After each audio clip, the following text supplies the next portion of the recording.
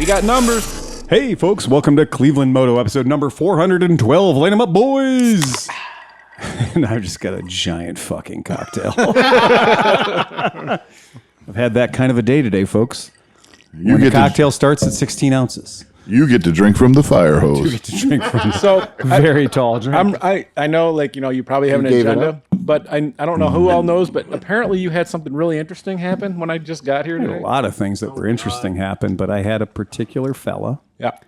To put it in perspective for folks, we got 15 bikes arrived today that needed to be uncrated, needed to be showroom prepped and brought through the front doors, right? No fun. No fun, and we were already extraordinarily overstocked. Mm-hmm. So Tom's seen me for the past 3 weeks or so stretching the showroom. Oh, yes.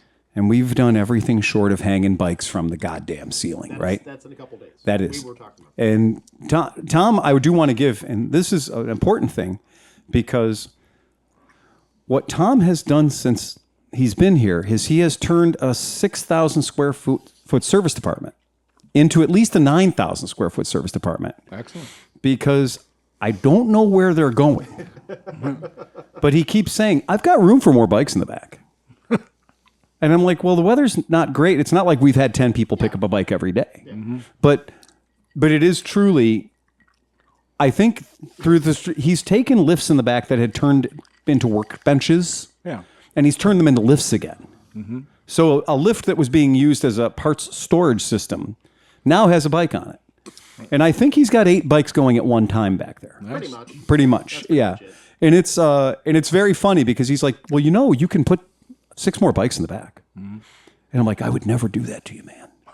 But we could actually now drive a motorcycle down the tunnel at 35 miles an hour and do a donut in the back and drive back out again, which we haven't been able to do for a very long time. I have to admit, like within a week, when you took us back, even after a week of getting here, he was on a mission to clean out that back area, man. And he has. And if anyone has a chance, go to our men's room, the shop bathroom. Oh, I saw because it. the shop bathroom was legendarily horrible. Mm-hmm. Not the customer's bathroom, but the employee's bathroom. The middle one between the one that's not being used at all. That's the chrome room now. Okay. And now... I remember at the old Pride of Cleveland, it was like, that fucking thing would get, and I would clean it a lot of times, and it's like, dude, I'd wait, and nobody else would clean it. And it was like, fine, I can't. I did the same thing, man, when I was briefly. I'm like, I shouldn't have to clean the fucking shitter, but... Yeah. Yeah, but if you're blowing it up, you might want to handle it. True enough. I mean, we have an industrial-sized fan just for him.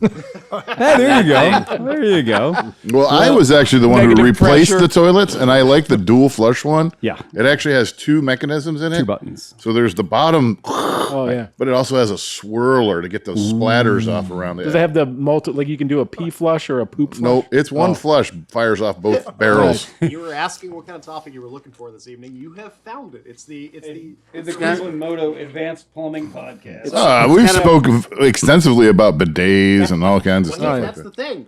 He said he texted me right after he realized the bathroom had been clean, and he's like, "Man, not only will I poop in here, I think I'm going to get a bidet for it." Yeah, I'm seriously contemplating bidet action, because that to me is the definition of an elaborate or an involved society, is when you have a bidet. I mean, there's Evolved society. that is the definition of an evolved society, is when you can poop and have that wonderful warm water cleaning your butt. It should be like Your anus. It should be like a car wash. Yeah, well, You just take your pants off and you walk through it. Well, if it tells you how much room we were looking for the other day, I'm in there, and I'll hear the door open. Well, the door between the rooms, not the door of the bathroom open. And I hear the squeak, squeak, squeak, squeak. Hey, is there anybody in there? I'm like, yeah, I'm in here. Okay, and I open up the door. GS 160 right in front of the door. So of course I put it right in the middle of the door. Yeah, Tom figured out the intention as soon as there was one more space. he came out of the shitter, and there's a GS 160 parked right there, and I thought that was great because and then when they cleaned the bathroom, they hung artwork back there too. So it's actually a little bit of an art studio now. So now you got a magazine rack. Yeah. Well, actually not yet. Well, I guess we could put it on the GS. Right, that's true. But it is Yeah, I wholeheartedly believe in the idea of the bathroom is now kind of a cool place to be. yeah. Yeah. I'm gonna put a bar in, some mood lighting. Can I give a shout out for episode 412? Because I love Volkswagen 412s. All right, there we go. Now That's the car I learned to drive on. Oh, you did? Or drive with, or whatever. Yeah, that's cool. I never could figure out a Volkswagen Z pattern. Never. Really? I have never figured it out. I always liked when you looked at the ashtray and it has the Z pattern on the ashtray because that was one of my first cars. Was a 66 Beetle. And I got the 66 Beetle and the dashboard has the Z pattern on it. And at first I thought it was like just some quirky German ultra stylized thing. Like, oh, that's sexy. It's an ampersand, you know? Yeah. And at first I was like, oh, that's pretty cool. They put some little stylized, cool Teutonic shit on there. Show me with your hand the Z pattern shift.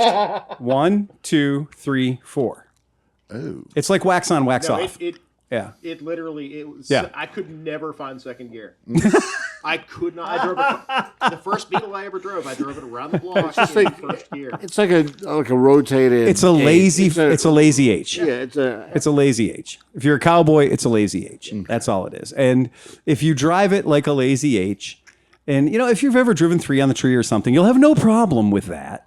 But for people that are just straight up fucking new, and if you were in your mom's Dodge Omni 4-speed, and you're driving that around, and then I put you in my 66 Beetle, you did not ever get second gear. Oh, no. No. Because instead of second being straight down, which is what everybody does, you know, second straight down, it's not. It's kind of where fourth should be. Yeah. And it's just kind of a, Well, I swear to God, they did it so you wouldn't hit your knee. And it is the Germans. It is the Germans. The Germans. And my argument to that, because you don't want to hit your knee, is my 66 had a shifter extension that was just 290 degrees. So it was a letter S basically. And so it moved your handle over and to the right 2.5 inches, depending on how you set it up. So this way you definitely weren't going to hit your knee. And my dad said that was an option they had at the Volkswagen dealer for fat Americans. And my dad was a person that met that criteria. And so he said, he goes, when he went to the VW dealer, my dad was driving a Nash Metropolitan, smaller than a Volkswagen Beetle inside. And he went there, and the guy at the VW dealership was like, well, we have this thing that you put on the shifter so that your shifter isn't stabbing you in the knee. And my dad was like, you know, dad's 6'4", right? Over 400 pounds. Wow. And so my dad was like, I don't need that. But my dad didn't buy a Volkswagen Beetle because he had a Nash Metropolitan. Gotcha. So when 78 came around, he fixed them and bought a Dodge Omni. My dad was not good at buying good cars. With the Volkswagen motor. Yes, it did. Yeah, that was the VW motor, the 1.3 or 1.6. You know what shifts really poorly? Yeah. Is BMW 2002s with worn out bushings. You might as well. You can do this. It's like stirring a cake because you don't know where it's going to land. It's like you might as well just like slap it and see which gear it's going to land in. Like rowing an oar through a box of coconuts. Yep. It's just like. Well, so to go back to the story that Steve walked in after, we were all kind of recovering from it. At 6:05, we were still probably had 10 or 11 bikes to uncrate. The store was very much closed. The parking lot was fucking jammed. Tom couldn't get his car out. No. I had all the trucks there, and we were busting down wood and busting down cardboard and filling trucks, and we had a system going. But it was very clear to anybody that would drive by that you were not welcome to pull your car into my 8-car parking lot. That was not an option. So this fuckknuckle pulls in Audi convertible, a white Audi convertible with a giant 4-inch diameter FOP star where his front license plate should be. But since he's not going to have a front license plate because he's a former police officer, he just has a giant fucking FOP star. And on the back of his car, he has his vanity license plate that says Max's. and it has a 4-inch FOP star on the back so that you can't read the license plate. He's obscuring his own license plate. There's this thing about dichotomies of law enforcement. We talk about law enforcement officers that don't believe that the rules apply to them. Right. And that if they want to block 2 or 3 of the letters on their license plate, well, if you did that and tried to drive down the street past a traffic camera, you'd get a ticket, of course. But if it's an FOP star blocking 2 of the letters I'm not in New Orleans anymore. on your license plate, well then, okay, that's all right. So anyway, so he pulls into what's like the apron of my driveway, and I'm like, hey, we're closed, and we're unloading stuff, and we're working really hard. And it's just me and the Badger out there. Yep. And I said, we're closed. He gets out of his car, and he's like, well, I'm just going to go in and look around.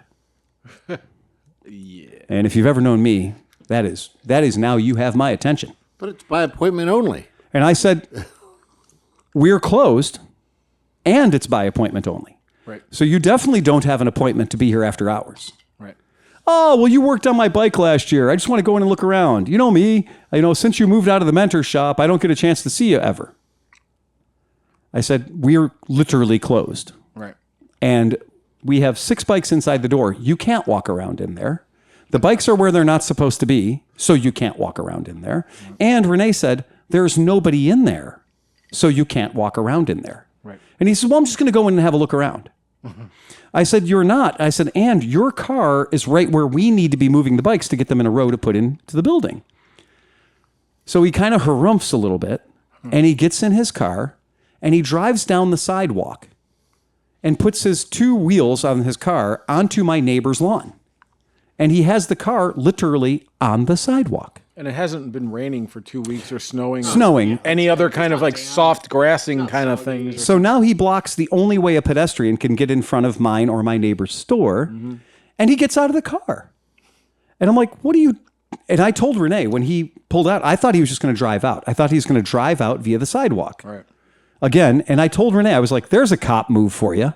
Instead of backing out the way you came in, you're going to make your own road. Right. And you're going to drive over the plastic straps I got cut and sitting on the sidewalk. You're going to drive over all those and just drive out the sidewalk in front of my neighbor's business. In Oberlin, they drive over curbs and tear out oil pans when they make their own roads. If he would have driven over our curb and damaged his Audi, we would still be having fun with me out there right now.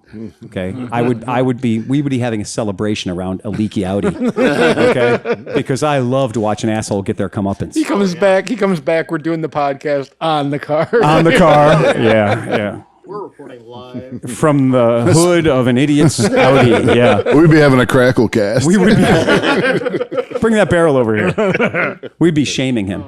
So he doesn't drive out. He parks the car and gets out of it like he's going to go in the store. I said, what are you doing? Yeah. And he says, I'm going in the store. And I said, you're not going in the store. We've told you you're not going in the store. Right. Now you're parked on the sidewalk with your tires on my neighbor's lawn. And it's the ground is softer than Jell-O at this point. So he's dug in, right? Turfing my neighbor's lawn. Right. And I said, you've got to be fucking kidding me, man. And he says, it's no big deal. And I said, it's a huge deal. I said, I can't have the Cleveland Police Department driving by here thinking that I condone that behavior. If I don't leave my vehicles on the sidewalk in the 7 years we've been here, right, I'm damn sure not going to let you do it when we're closed and you're not shopping here and you don't have an appointment. Right. So move your car. I don't have to move shit. Oh, dude. Seriously? Yeah.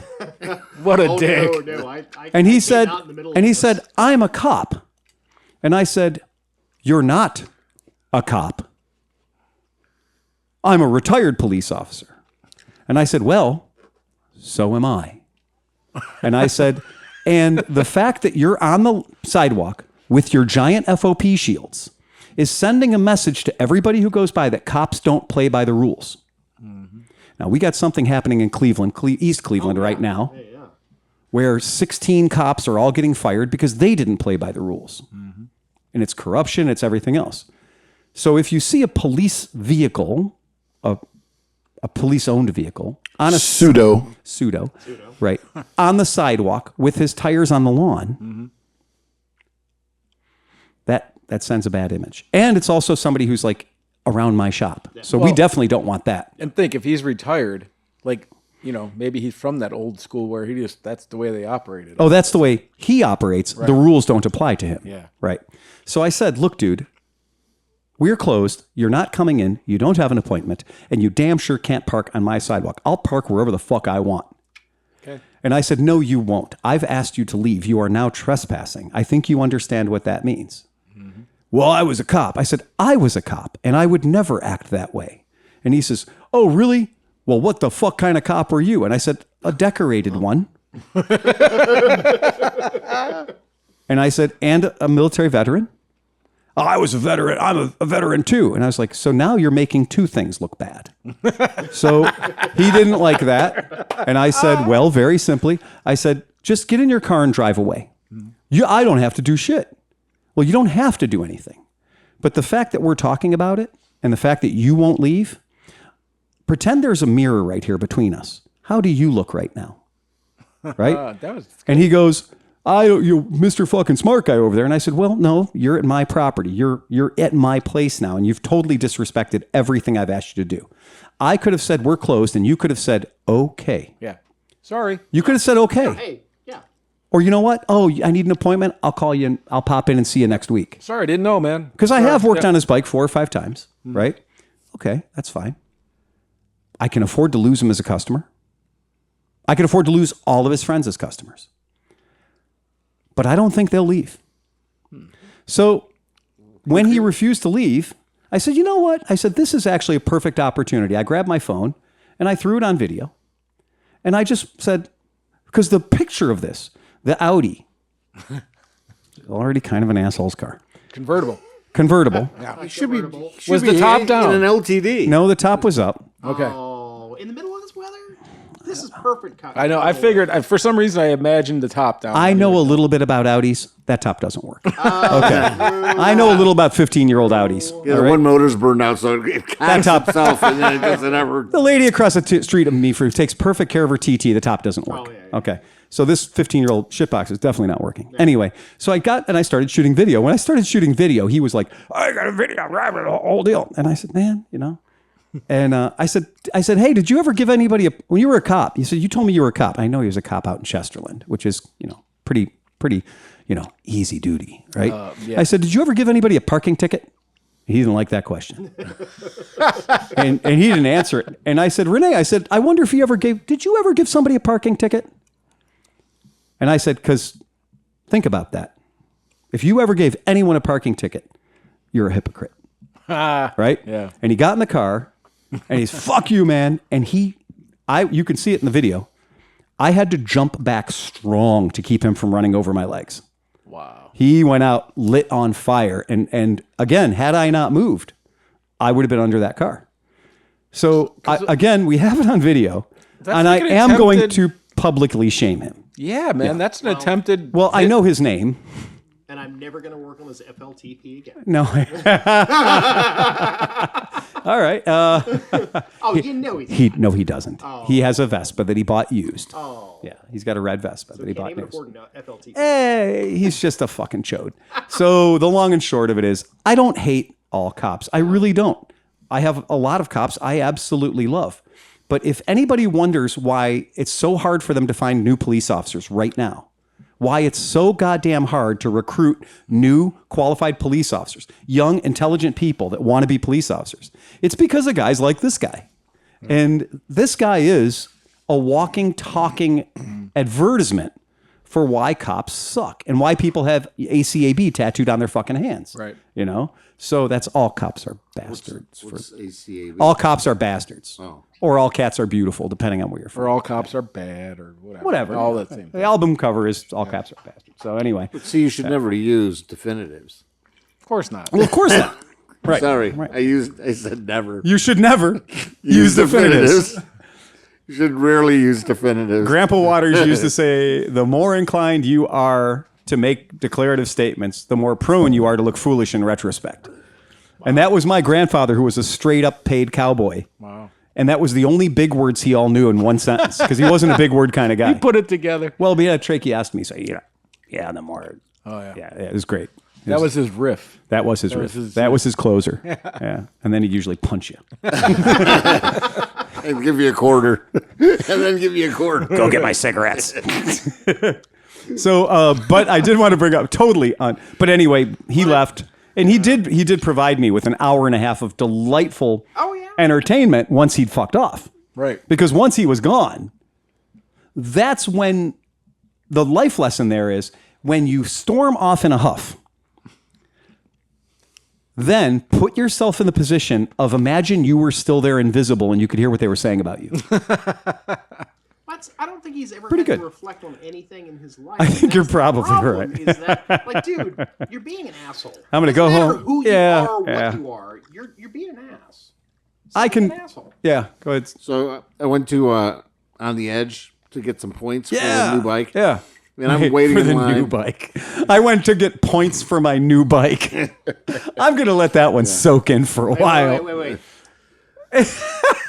for my former coworker, Harris, please explain to the class what your new bike is. Oh, the one we talked about last week, the 72 125S, or CL 125. Yep. So, Dale's behind the counter, and this guy's talking to him about, like, he's going on and on and on and on about, like, mounting my tires for my Harley that I'm bringing up from Florida, blah, blah, blah, blah, blah. And Dale's eyes are, like, rolling in his head. He's, like, looking around. He's like, I get right up there, I'm like, I ordered a set of points for the CB, 125. Yeah. And I said, can you order an extra set for my CB354? And he's like, sure. I'm like, see you later. Yeah. I just walked out. Right. That was it. And I'm here to conduct business. Right. I don't need to talk about. Right. And again, you did walk into a modern motorcycle shop and order dinosaur parts. Right. Because I assure you, if you would have brought the whole motorcycle in, they wouldn't have worked on it. Yeah. They'll sell you the points. But you know what? His showroom is actually kind of cool. It's very cool. He's got, like, it's a museum. Oh, yeah. And, like, half his showroom is a museum of every, like, old. What is it? On the Edge. Yeah. Oh. Yeah. Yeah, I mean, they have, like, Super Cubs and S90s and old Elsinores. No, it's super great. Yeah, it's a nice shop. I mean, they're nice people. Yeah. They give you a good deal. So, and when they were in their old building, they had the bikes up high, so they had that catwalk. Along the wall. Yeah, they had a catwalk along the wall. Where is this place? It's in Amherst. Huh? Yeah. Yeah. Oh, I've been there. Yeah. Okay. They used to have them up along the border, and it was fucking cool. Okay. I love that. But then they were in this really weird postmodern, quirky building. And it wasn't big enough for them. They never heated it. They never put heat to it in the winter, so you'd go in there and you throw your coat. That sounds oddly familiar. Yeah. No, because it was such a huge... Tom's going to have a third-degree sunburn on top of his head. Because you know how those infrared heaters are in the back of the shop? Oh, yeah. Man, they have two speeds. Fucking Hiroshima and off. That's it, man. Yeah. I thought you were going to say Auschwitz and off. No, I went the other way. So are you trying to give me an idea what to do with that Stella? No, here's what I wanted to bring this up. You guys may remember us talking to our friend Dan Davis. Dan Davis is one of the directors at the Crawford Auto Museum. Yep. Let me do it right. The Crawford Auto and Aviation Museum. Mm-hmm. And so last week we had our gala benefit for the Moto Go program at Skidmark, and Dan Kromke was there, and we got to.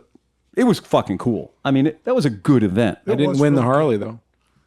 I know you didn't. I was upset. Yeah. It's okay, man. You know what? Everybody's a winner. You donated to a very good cause. I know, that's what I was it was Dan. Did you have a good time at that thing? I had a great time. I mean, the food was really good. The beer was excellent. The beer was excellent. Great music. And they had CB350s just scattered around, and you could just walk up and start them. You get a 350. Well, that is the essence of Moto Go. Yeah. The essence of Moto Go is we're going to say that the Honda CB350 G model, the parallel twin, is going to be the bike that we are going to train every student to do maybe a motor, maybe do the entire bike, right? And then they have docents, they have helpers that are there, and that they help these students do these projects. And so they got workbenches everywhere. So downstairs is your, it's a motorcycle co-op. There's 20, there got to be 20 lifts downstairs, 20 wooden lifts. You know, you put the bike up on it. Rusted decks. Yeah, they're very cool though. And then they've got equal tools in all the setups, like equal tools in all the workstations. And it's pretty fucking genius, right? And you pay a membership fee to be there. And just like most health clubs, some people pay and never show up. Some people are there, right? First week of January. And never pay. And Brian's a pretty good job of getting the money out of them. But and sometimes people abandon stuff there. You'll have that, right? And 10 millimeters do go missing. Right. But I mean, even if you're an experienced mechanic, they also have the big machines that you don't have. Yes, they do. So occasionally, if you have a big project, he's totally fine with you doing a month. Yeah. If you just have to come and rock something out. Right. And there's welders there because Lincoln sponsors them. So there's not just shitty welders that I have here. They've got brand new perfect TIGs, brand new perfect everything. Metal brakes. They Everything. have a lathe. They have, I mean, all this, like I said. Like Do they have an English wheel? They do have an English wheel. They do. Absolutely. And they also have a hammer. So they also have a big big mechanical body hammer. It's good for making the blood squirt out of your fingers. Right. But they got them all, man. Yeah. So every third hit, it actually bends. but it makes a beautiful noise. So we saw Dan there, and everybody else. It was hilarious because Renee was with me, and Renee was like, "We know that guy. We know that guy. We know that guy." I'm like, Renee, this is a motorcycle event in a town where we've had a shop for 22 years. Yeah. Yes. Every single human in this building has been in our shop at one point or another. They probably went, nothing in here for me, and left. But still, we met them. We saw them. I thought it was a great event, and they did a hell of a thing. Our friend Jackie Van Ham was there. It was just cool. Did you get the fancy black and white pictures taken? No, I didn't get any photos. We did, and man, they came out good. Very, very cool.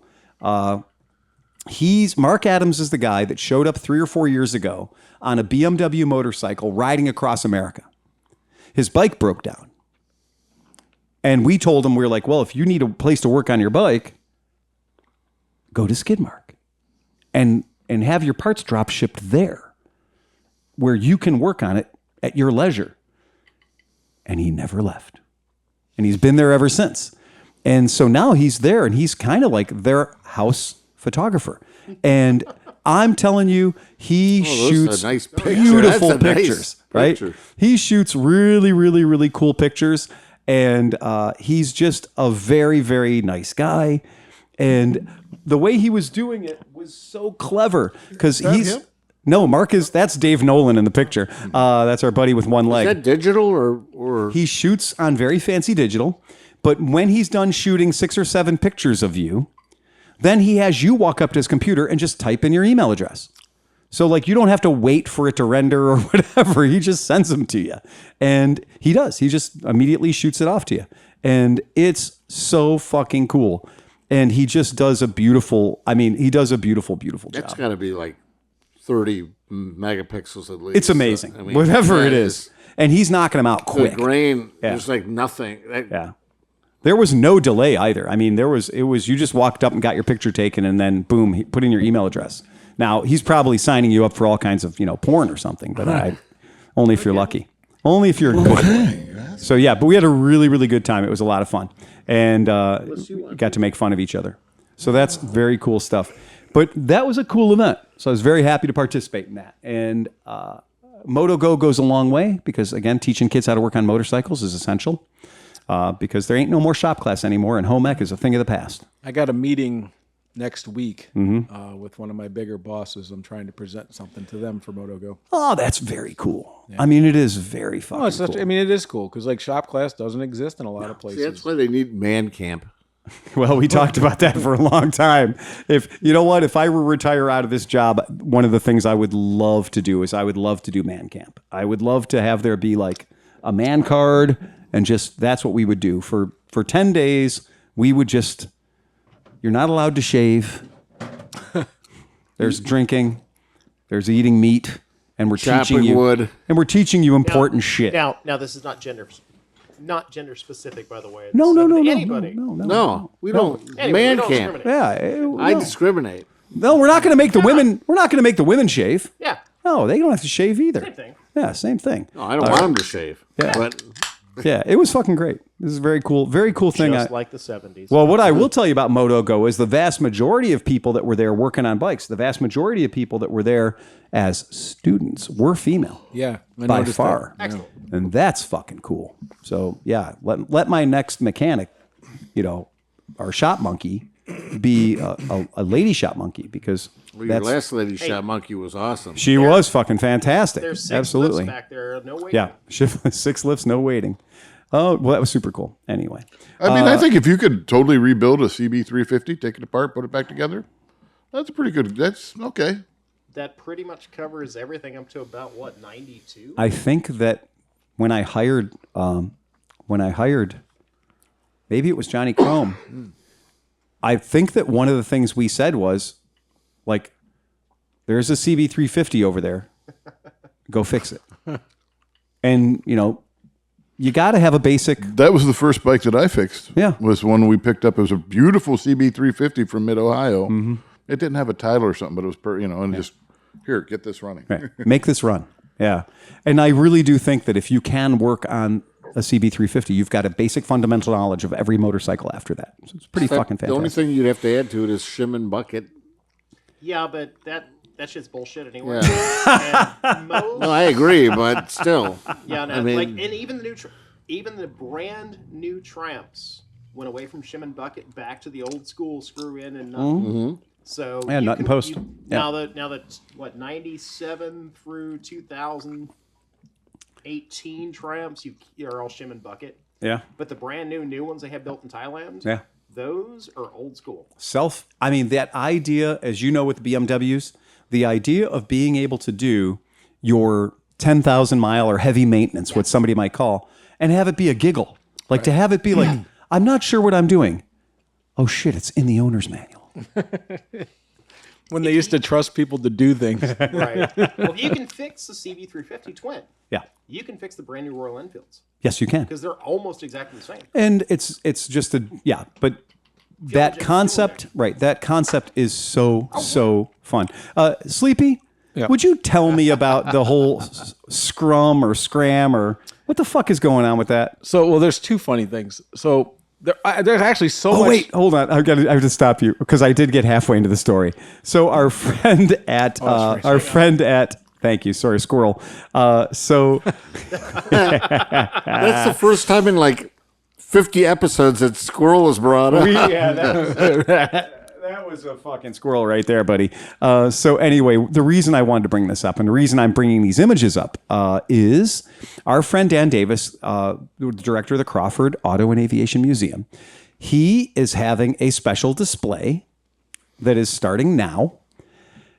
I thought you guys might like to hear about a new motorcycle art exhibit at the Crawford Auto and Aviation Museum. The exhibit, one of many exciting things happening this year as we celebrate the Crawford's 80th anniversary, features 13 5-foot by 7-foot paintings titled Motorcyclists of the 70s, done by Cleveland artist Shirley Alley Campbell. And she did these works from 1973 to 1981. These are old. Oh, wow. And the life-sized paintings depict the many ways that people use motorcycles all around the world. The paintings are on display at Crawford's 26,000 square foot lower gallery, which received aesthetic and infrastructure upgrades in 2022. It's beautiful, thanks to generous funding from the state of Ohio.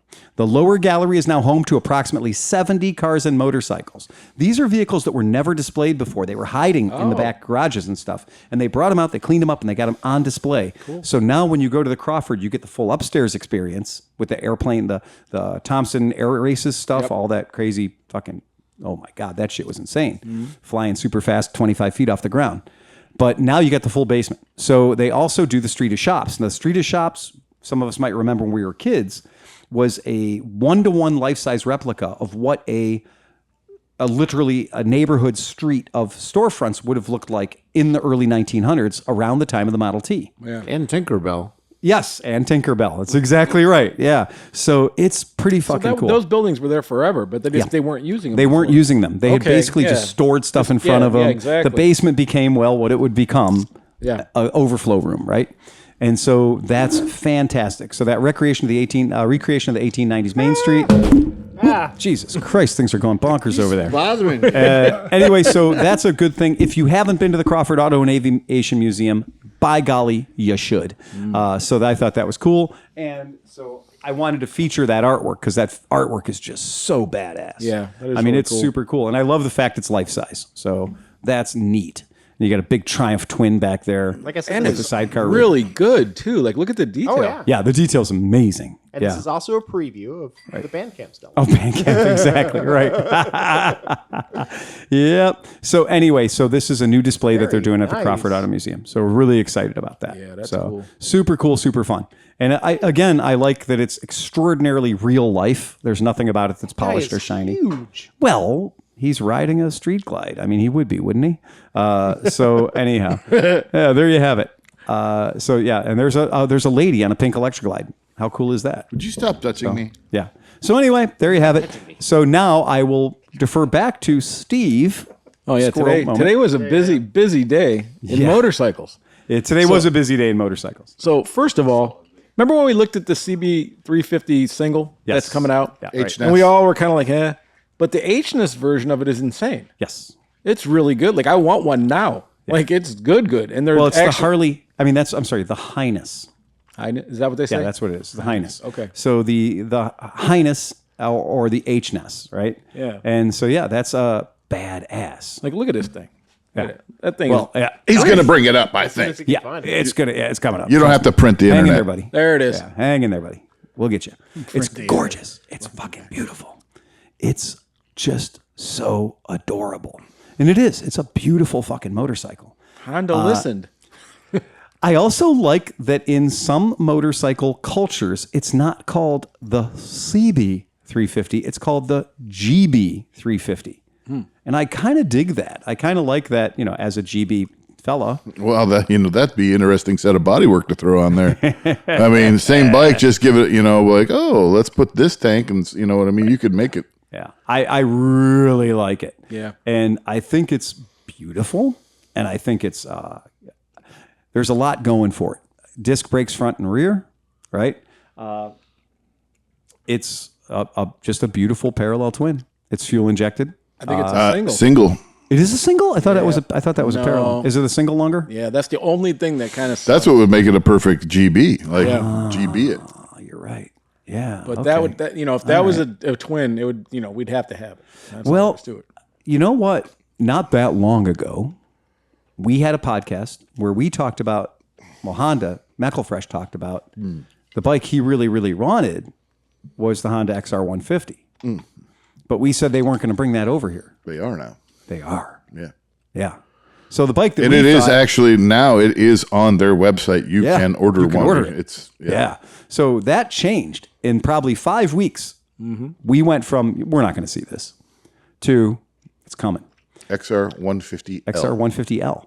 So if that H-Ness can work its way over here, that's pretty fucking cool. Man, there's something about They need that. to come out with the H-Ness Scrambler then. Yeah, oh, yeah. Throw a high pipe on it. You're basically what does that take, to scramble it? You're basically looking at the result. We were talking about the CB350. This is literally what a CB350 should look like right It's a single. now. Yeah, it's Yeah. a single. Yeah. And you can already see people ripping off the turn signals, the tail light, and the seat, and turning it into a cafe racer. It's a handsome bike. Right. It's a real pretty No, bike. you'd sell a fortune. You'd sell 1 million of them, and they would all be cafe racers by the end of the week. Sure. And Not mine. Sorry. and there's a great argument for that about maybe we're tired enough of cafe. Maybe we don't have to cafe everything Hey, anymore. Scrambler it. Yeah. They're just, I don't put know. a high pipe on Do it. I cafe it or do I scrambler it? There's I a think, brat. I Let's think go with a brat. it'd be fucking weird and leave it alone. They just need to come out with every candy color that ever, like all the candies. Red and white two-tones. yeah. Gold, Yeah, exactly. blue, red, candy the shit out of it. I agree. Well, I tried to reserve a CRF 150L Oh, you did. yesterday. You did. Oh, All so sold. so it's a All CRF pre-sold. 150L, not an XLR. Wait a second. They're all pre-sold? They wouldn't The even take three the they deposit? got, no, the three they got were already pre-sold. Wow. So there was no, and she said we don't know what we're getting in the next shipment, which would be April. This was Pam? No, Barb? Yeah, on the edge. Oh, you didn't go to Sills. Okay, yeah, wasn't sure. All right, so No, so you can't get. so she said all 3 that they were going to get are all pre-sold. Right. Yeah, that's kind of what Honda's doing these days. I mean, not for nothing, but I mean, at I tried to buy Cure tickets earlier. It was the same thing. But it was nice to see that. yeah, but the Honda was cheaper. All right. I'm going Except for $60 their at Blossom. To see the Cure, Yeah. $60. They're already up to $135. I was going to say, yeah, yeah. yeah. Well, anyway, so yeah, GB350 H-ness, man. Yeah, that's pretty rad. So Right after that, I got blasted in the puss with the Harley 350 is out, and it is Okay. being announced that the Chinese-built Harley Davidson 350 is available for purchase. okay, And let me just say, the comment sections are amazing. It is so good. Not my Harley. Snowflakes guys, are so cute. I know. I didn't think it looked that bad. I love it. I don't think it looks bad. Dude, I want to get one, and then I want to get like Harley Davidson everything from head to toe, Yeah. and then just go to Bike Week on my little 350. Literally looks like a little XR 350. It does. It's really kind of cool. Fly the Chinese Come on, flag assless off the back chaps of and it. all. Oh yeah. Well, chaps by their very nature are assholes. That's listen, right. we have a song about that. Go to Adventure Rider. So Yeah, when I is was this gonna supposed say. to come out? Is it going to make its way to America? Is that what The Harley, it's out. No, the Oh. CB350. The article I know, read yeah. says that they're thinking about it now because they sold so many in India by the first week that it came out that they were blown away. Then they found out that a lot of the bikes that sold were actually gray market exported because people wanted them so bad. So now they're considering worldwide distribution. Okay, so now I just don't understand how how you have a bike. Why wouldn't you make it available to one of the biggest? You know, Probably just because they have to Now, homogenize they it or whatever. did. They made it available to India, which is the largest market in the world. yes, they but built it there. And okay, that's where but it's made. so ours isn't worth pursuing. John, just like your favorite motorcycle, the Honda Navi, it makes sense in the Indian market, and they build it for the Indian market, in the Indian market. And that's where a 350cc single, which Royal Enfield proved is the best way to sell a Royal Enfield, for the Indian market, in the Indian market. And we did have somebody bringing Royal Enfields into the United States, and they didn't bring the 350s over. They brought the 500s. So a bike that they sold very few of in India, the 500 Enfield, they sold nothing but here in America. So let's hope they left a little meat around that cylinder I was like, so we can punch it out. GB350 means GB500 can't be far away, and GB means one cylinder. At least a nice big hole in the case. So that you can just I like that because, as we know, the GB500 is just an XL or XR 350 bottom end with a 500 jug on top of it. 350, 500. That has already been proven. Now, to answer everybody's question, it is homologation. Yep. It is NHTSA. Yep. Don't worry about DOT, but EPA. Yep. So you are going to bring a new motor family in, and because there are no single-cylinder 350s in the American market right now, they would have a better chance of putting a CBR motor in it. a known motor, a motor known that's already American motor that is already NHTSA, is already EPA'd, and is already homologated. Yeah. The bike itself could do all that. I mean, it's fuel injected, so it would be able to, pass. It would, but that But would it's all the mean- paperwork and all the. That would mean that Honda would be around $2 million to say, okay, is this going to work, or is this going to be an SR 400? Because if it works, well done. If it's an SR 400, Honda will not do that. Yamaha will do that. What's $2 million? They probably wipe their ass on $2 million. But what's your break-even point? If you figure you make $1,000 each bike, and you want to make your $2 million back, well, you've got to sell at that point like the 20,000 bikes. The Reflex 200. Right, Reflex 200 is a perfect example. There's a perfect example. That they spent $2 million or whatever they spent Whatever to it get that cost into the them. country, Yeah. and nobody bought. Nobody bought them. Nobody bought it. And that's why GB 500s sat on dealerships' floors for 4 and 5 and 6 years after they brought them out, because the bike was too expensive, because their break-even cost had to be reconciled. They had to get that money back. So anyway, not to go deep on that. We could be the one. We could be a gray market importer. Yeah. Yeah. Take a trip to India, buy 10 or 20 of We them. buy a bunch of furniture. For off-road use only, boys. Off-road use only. Off-road use only, boys. And if you happen to have a Honda CB350 title at home, Yep. I wonder where you can get those. Yeah. So just I don't know. drawer. Knock those fucking digits into the hammer out your own VIN. BYOV. It's not like Horror Fraught sells a kit that actually has the little tiny numbers and Yeah. You have to buy the turn singles, speedometer, all that comes separately because it's an off-road bike. It's for off-road. But you can buy the kit and take it to your get it inspected and make it a So, and in fact, we're going to ship them to you with the wheels off. Yeah. CKD. Yep. So complete knockdown. All right, guys. So here we go. All right. Prepare to be demonetized. Yeah. Prepare to piss some people off. Okay. I'm just going to start by saying, It's so cute. despite what anybody might say who was at Daytona, paying to the gods of motorcycles, this motorcycle is not available for retail purchase. What? Okay. I thought they just said it was available. Again, people that only... They are not Harley. All right, guys. What they did was make Steve Cinch believe this motorcycle was available. How many articles can you have to be? I mean, it's everywhere. Steve Cinch wasn't paying too close of attention. All right. He heard the story he wanted to hear. The specifications as they beat to death in Daytona were, this bike is not available to the public. This bike is only available to Harley Davidson dealers for the rider program. Oh. so this is like what is this Honda CB400S? I think was what they No, did. it's like the EV1. You like the EV1? Well, they had a CB. I think it was the 400S where they only sold it to like the Buell Blast. Nobody ever really wanted one, so they just gave it. So buy the Harley buy the Davidson equivalent. is only selling it for street use in the Chinese market. Could you buy the tins and then buy the Harley equivalent? Davidson's CEO said the X350 would not be sold to the public in North America. Are you telling me the best Harley ever built's not going to be sold in America? I'm so disappointed. X350 is, of course, very similar, and I love this. I love this as being. I don't know if I'd call this journalism. I'd call this just hedging your fucking bets. CYA. The X350 is, of course, very similar to the QJ Motors QJ350. Very similar.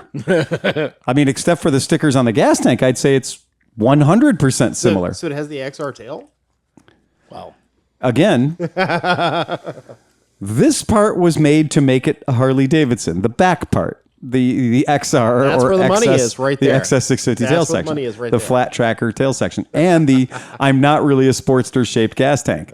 But I can assure you, if you want to take a trip down to our hallway In the here, back way, yeah. we have a Benelli 302 TNT 302S that is this exact same frame and this exact same shock absorber and that exact same swing arm and that exact same motor. In fact, it's the exact same fucking wheels. So if you would like one of these and you would like us to put Harley stickers on Well- it, we will buy glass from the past. We will put all of the stuff on it. Oh, couldn't you just buy the tank and the tail section? This from- is what we're talking Oh, dude, about. WeBike will have that available tomorrow. Right. Like, yeah. And who cares? Right. Yeah. Nobody and who- cares and who except cares? it would be great to roll in with one of those. Oh, absolutely. Just to fuck with people. That's what it's all about. That is Just what to it's fuck out. with people. That Have is fringe that is, and tassels and a get back hanging off of it and every other possible Let's thing. just be completely fucking honest.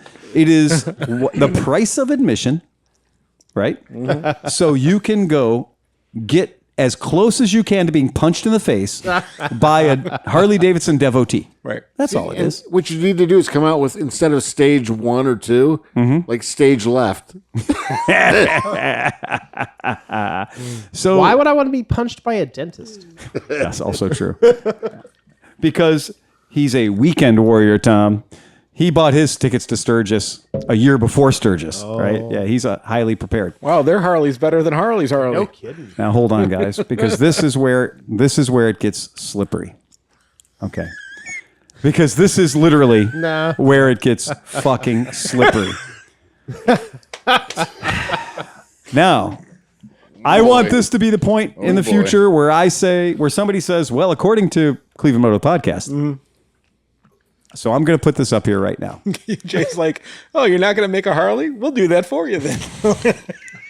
We got you, right. bro. We got have you, bro. got you right here. Okay. So if you want to look at the internet and you want to look at the X350, right, and see it at Daytona with its full stabilization anti-crashing kit, the big metal wings on the side, so when you dump the bike or lay it over, it doesn't break the expensive parts, which I have ridden the Street 500 with all that anti-crashing kit on it, and it's a very dangerous bike to ride. When you do decide to tip it over far enough that it starts to hit that big orange cage around the bike, it grabs that cage and the whole motorcycle snaps right around it. And it's just like what would have been a very controlled, nice left turn turns into a pivot point and a trebuchet. I love trebuchet. And it is, and you're the business part of the trebuchet. Because the motorcycle stays right where it, the big metal orange part picks the spot on the ground where it wants to stay for the rest of eternity, and you just get ejected. Ask me how I know. I think Cleveland Moto needs to make a trebuchet, a rideable trebuchet. I think we need to have a concealed carry trebuchet. They sell those at Ren fairs. They literally will shoot you with marshmallows down the aisles. Oh, we had that. ADV, ADV made we us had that, that, but that's just a catapult. Right. Well, yeah. I want a trebuchet. Yeah. I want slings and levers and shit. Okay. Anyway. So if we can flash back to go back to when I was in Vegas at the AIM Expo, and I'm standing in a booth and I'm talking to a guy wearing a hat that says QJ Motors. Because SSR is now no longer going to be distributing Benelli. Benelli and Keyway are going to do that on their own in a separate building. And QJ, which is the parent company of Benelli, we talked about this before. QJ is going to be doing their own thing with SSR as their U.S. distributor. And he pointed over to the motorcycle and he said, see that motorcycle right there? And I said, I see that motorcycle right there. And he goes, you know what that motorcycle is? And I said, well, that motorcycle is a very, very good copy of a Harley Sportster. And he said, it is. And I said, in fact, it's a very handsome Harley Davidson Sportster. And he says, it is. And it has inverted forks, and he which makes says, it better than any. It has liquid cooling.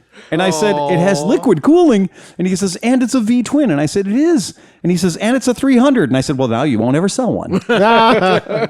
This is true. What's a V-twin? It's yeah. Okay, Steve's going to buy 4 of them. Yeah. Hoffert's going to buy 4 of them because he just heard it was underpowered. Right. Okay. No, I was looking at a Honda VT 750 RS. Which is amazing, but is the right-sized motor. Well, it's probably got as much horsepower as that. Yeah. I mean, that thing's a dog. Those 750s are like, it's like John running 100. You were going to talk about high run?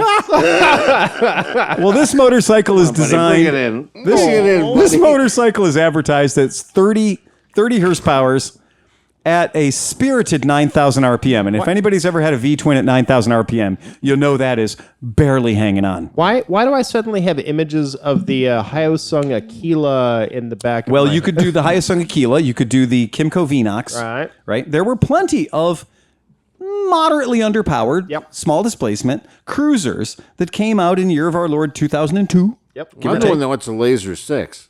Fuck you. I had a guy call about one of those yesterday. I don't even want to talk about Laser 6s right now. I want one. I had a guy call me yesterday. We had like a list of 19 parts he needs for a Laser 6 because he's trying to put a Leaf on 125 motor into it. Oh, God. And I was like, well, 1, it's a bike we don't sell. 2, you want to do something to it that's not going to work. And 3, why the fuck would I want to try to find all these parts for you? Right. And put my DNA on this project that's going to fail. Alibaba is that way.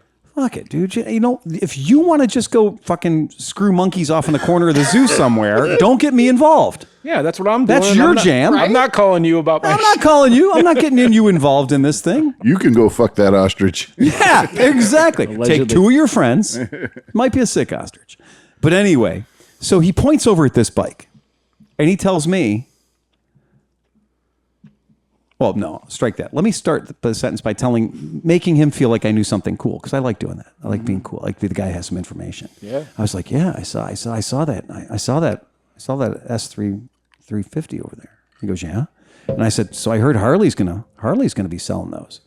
He goes, yeah, well, not in this country. And I said, really? And he goes, no. He goes, they're not. He goes, but they're going to be using our SRV 300 in their Harley Davidson motorcycle training program. Bum, bum, bum. And I went, that's exactly not what I heard.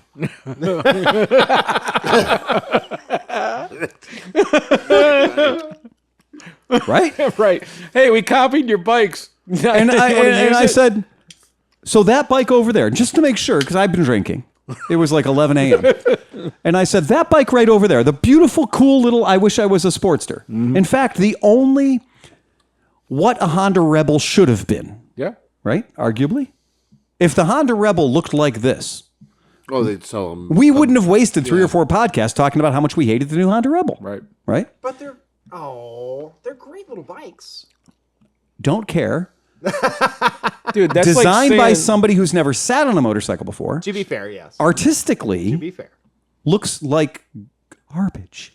It looks like you cut apart 3 other motorcycles, put them together again. Peronis. So it looks like you took one and you bent it like this. If you drop That the bike has I-beam- Peronis. If you drop the I-beam on top of the Ducati, Ben I get it. Carrot. That's what you get. that bike has a nice personality. I don't like her.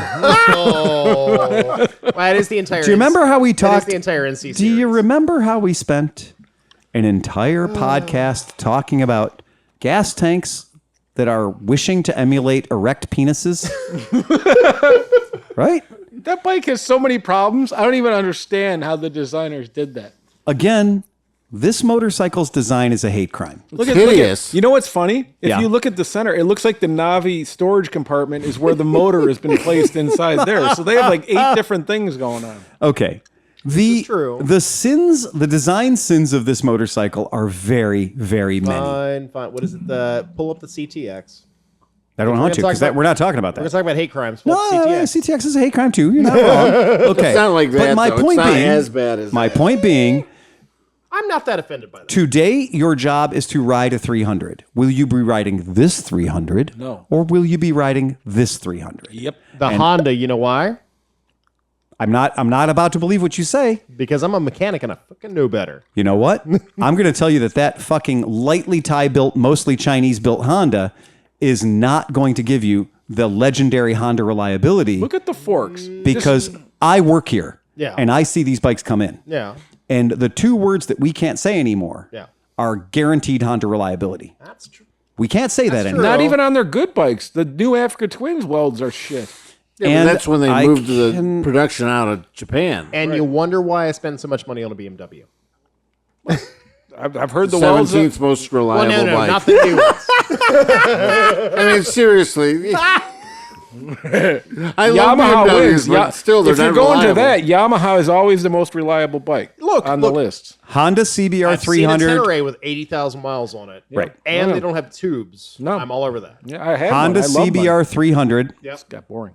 Honda CBR 300R. Yep. Crankshaft failure. Yeah. Done. What percentage of the run did it affect? Oh, 100%. Yeah. Yeah, 100%. So that's it. And when it does happen to you, which if you own a CBR 300, it will. Oh, so they used a Can KTM motor. Can you ride that bike home? No. No, you can't. And if you take it to your Honda dealer, how long till you get the bike back? Depends on who's working there. Depends on the dealer. Yeah, I'm not there. Is it You catastrophic? pick it up at the social security office. Yeah, but you know what I know from Chinese bikes? How does that look? Yeah. It looks pretty fucking bad if you ask me. So this Yeah, I know exactly right. what that is. So this is a bad situation. This is a catastrophic failure. Look at that piston. Well, this is I know. and this is a bike with like 1,200 miles on it. Okay. Jesus. So this is not, This is flashbacks to the Hyosung 250. again, where every single one of them failed. I can still Yep. replace a Hyosung GT250 motor in my sleep. And it's a guaranteed fail. Oh, yeah. There is a 100% Dang. failure rate, right? So it's a Yeah. genuine Stella. Yes, also true. Yes. Absolutely also true.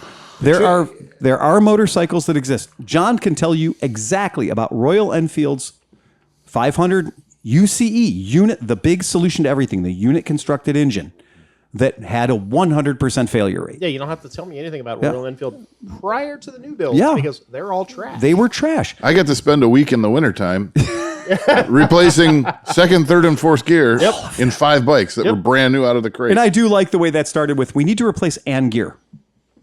And by the time we got the email, they had already said whole stack. Oh, God. They tried replacing a gear on several of the bikes, and that didn't fix the problem. Anyway, so I do think that if somebody comes to me and says your new Honda Rebel 300 is going to be demonstrably better quality or more reliability than the QJ SRV 300, I would say until we have 7,000 miles on each bike, I'm not going to be listening too hard to you because we do know that we have people that have put a shit ton of miles on those 302 Benelli 302s. Okay. We have people that have put a shit ton of miles on those Benelli 502s. We'll be the judge of that. Exactly. That's true. We'll be the judge of that. But look, the G400 Also true. is a well-built bike. It's a very well-built bike. And there are plenty of Chinese You might bikes. figure that out if you ever pick yours up and ride it. Oh. So anyway, back to the story that we care about. Wait, so the fella... wait. Yeah. Let's just say one thing right here. Mm-hmm. If you would pick that one up, we'd have space for one more bike. Ah, that's true. You want me to I'll get it tomorrow if you want me All right, that's cool. to. Throw it in the back of my daughter's new Mini that she's probably going to wreck tomorrow. I don't think Tom's prepped it yet. Steve can come in and prep himself if he wants. There you go. But anyway, you don't have to. But here's the point. But I'm still waiting for the laser. I don't think they'll ship me one. Fine. If they'll send me one of these and let me destroy it, let's go. Dude, that's you know what? That's brilliant. Okay. All the stores are moving to self checkout. You can just do self prep out. That, you know how much time that would save me? Oh yeah. And also, I had a fellow recently that bought a SSR 110. Yeah. And he cardinal sin. He's like, well, I don't want to pay you guys to build it. I said, oh, my friend. You don't want to pay me to build it? Here's what I'm going to do. I'm going to not charge you the $240 that we charge to build the bike. And if one of us is building the bike, we've proven on video, it only takes us like 4 hours. Okay. And then we got to redo several parts of it. Because I don't think one of those Stupid bikes... plastics. Damn it. And tequila. And John. Stupid tequila. How was it my fault that you couldn't build a bike? No, If you haven't watched that video, watch that you video. made me kick it so many times they fell over. We You unplugged it and it started thank the first God. kick. That was the Thank tequila. God that we did that build. Because that build was a moment of genius. Yeah, it was good. And it never got bad. Even though we sucked at building bikes. But long story short, the guy built the bike himself. Nice. But he called me last week. And I have no idea who he is because when you buy a bike from me that way, I don't get to know you very much. Right. It's just bring the cash in, there's the crate, go take it out of here. Do you need me to lift it up and put it in the back of your Escalade? No problem. Off he fucks. So he called and he's like, yeah, well, so this bike, it won't start and it's making a weird clankety noise. And I said, really? And he goes, yeah, man. So what's the warranty on this? I said, well, it's 30 days parts only. I said, but you forewent the warranty when you didn't let me build it. Right. I said, so I didn't build it. So it's on you, baby. And he goes, so you're not going to do anything for me? No. What have you done for me? Did you add oil to it? Well, again, I don't care. I honestly don't care. So if you'd like me to fix it, I do have a shop. We do have a mechanic. Okay. Bring it in and we'll be happy to fix it. But I want to know, so after building a lot of those, Yeah. you don't fuck with the motor. No. You don't really do much Nah. to the motor. Nah. The hardest thing is just getting the battery to fit underneath that bullshit, and that's pretty Well, the much 110 it. has no battery. Oh, it's the 110. This is an SSR 110. Oh, It can go. I thought you were talking about 135. No, this is almost the same bike that you guys put together in your competition. Gotcha. Yeah. Okay. Right. Yeah. So there's like 96 ways you can fuck that up. Yeah. Right. So, I mean, he figured out one of those ways he could fuck it up, I guess. Or he just never put any oil in it or whatever. I don't know, but I don't care. Do they come with no oil? They come with a full fucking crankcase full of oil. It's breaking. I mean, you don't want to get it out of there after like an hour. It's or two. called shipping oil. And he's- yeah, and and he's- it basically is yeah. Crisco. Yeah. And he also has, I mean, who knows how long he's had it? Who knows how many times it's been falling over? Who knows how long it's been laying on its side? We've seen these things come in where the engine hanger bolts, the motor hanger bolts are just gone. And there's a little tag on there. If you look over there, it says, make sure to tighten and torque these engine hanger bolts occasionally, I think I forgot to do that. even though they're nylocks. Yeah. Yeah, the Nick's bike that I've been Yeah. riding out at the property Yeah. it's getting loose. It's getting sloppy. Well, after Haley rode it all down, it was like Oh, Haley's it's like riding Nick's bike? Well, Oh, she boy. was down at Mid Ohio. 200 hot laps of the fucking barrel racing. I mean, granted, Haley's a delicate flower, but just the same, 200, 300 hot laps is those 300 hot bikes laps. are surprised. They have so much torque. Yeah. The SR I 125 love does. those bikes. Me too. Me too. Okay, so here's the deal. So the fella who is in charge of SSR, to some degree, is telling me that despite the photographs, and I will remind you, there are photographs of this particular motorcycle, the X350 from Harley Davidson. There are videos and photographs of this vehicle at Daytona, right? At Daytona with the orange Harley Davidson crash guards mounted to it, right?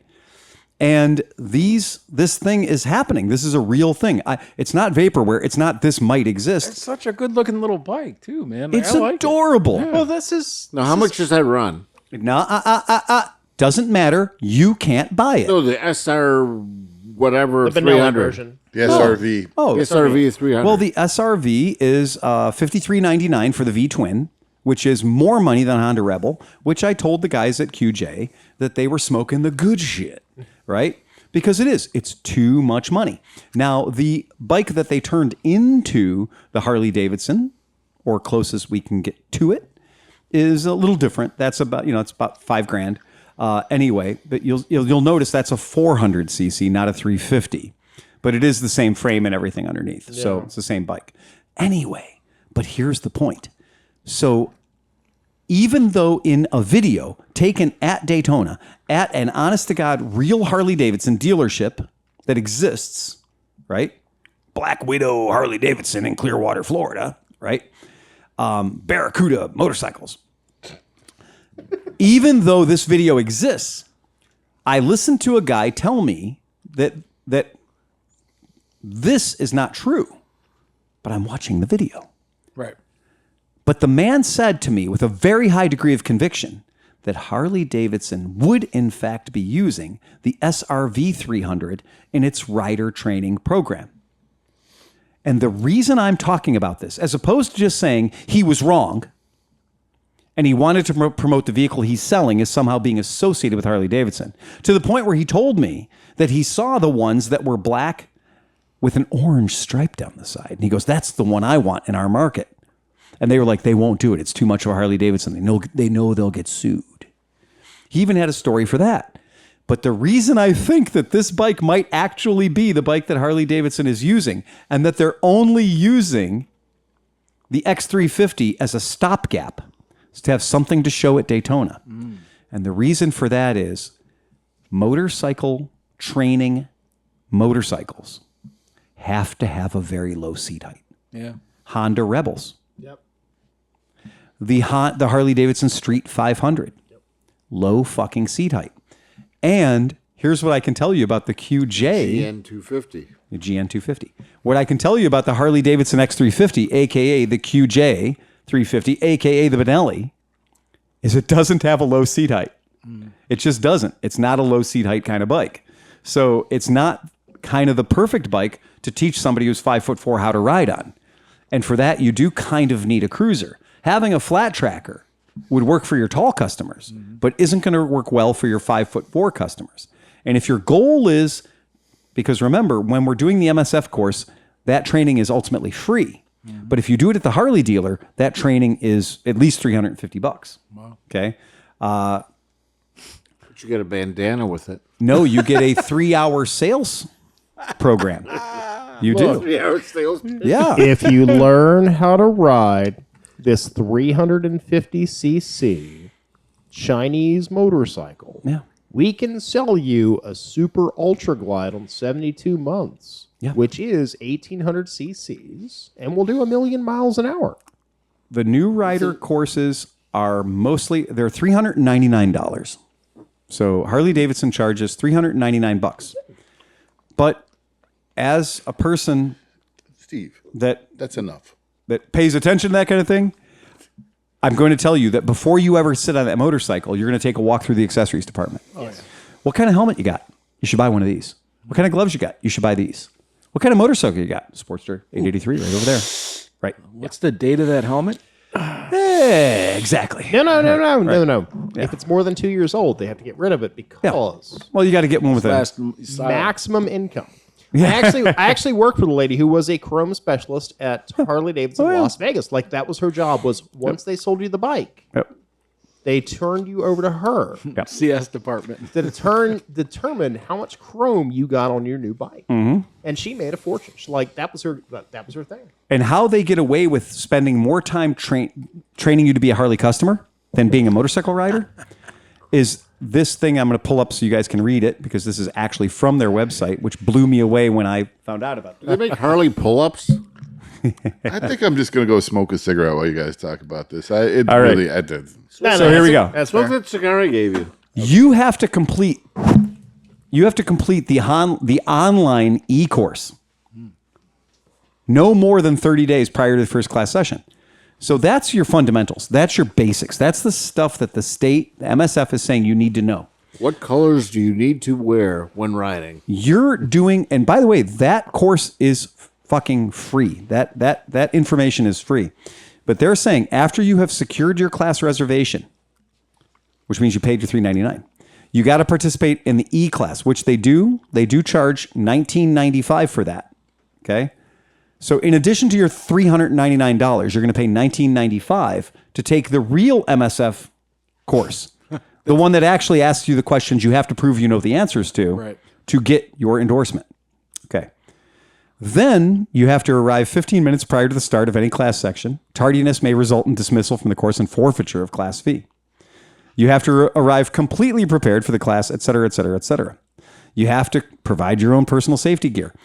I am going to assure you from every single one of my customers that has taken this course, it is in the Harley world, that $300 course is a 3-day program.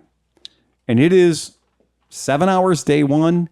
It is, what is that? That's 8 hours day two.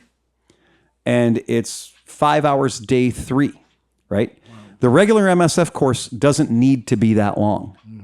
And because they're taking a lot of time to market to you, they're taking a lot of time for your $399 to market you into Harley Davidson. And I don't think that's great. But again, It's not right either. well, it's not right.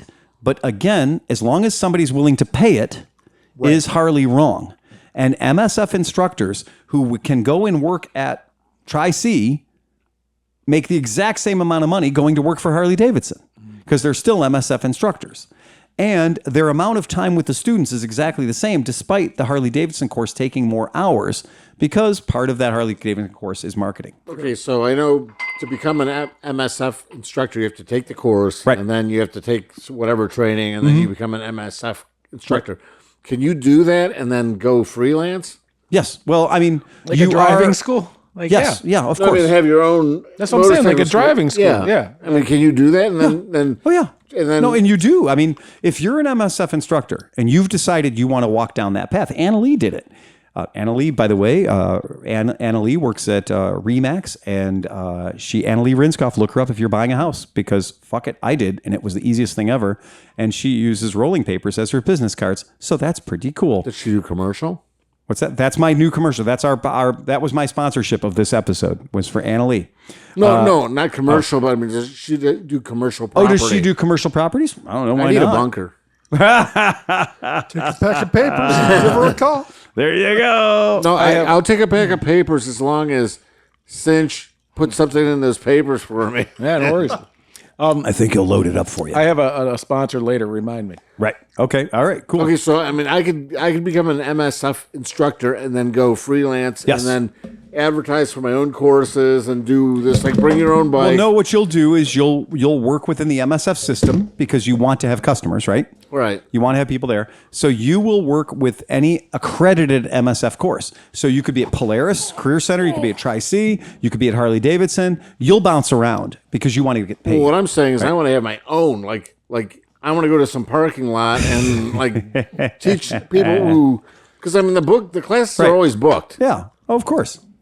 So could you go down to the metro parks and say, hey, can I use your boat parking lot, this spring when there's nobody in there to teach an MSF course? Can you imagine, Steve? When you see a sign that says 25 miles an hour, your best to stay at about 10. Got a question for you. Hey, I do not drive that slowly. Hey, I think if you're going to do that, would you think you might have to have some insurance for that? You would. Yeah, there you go.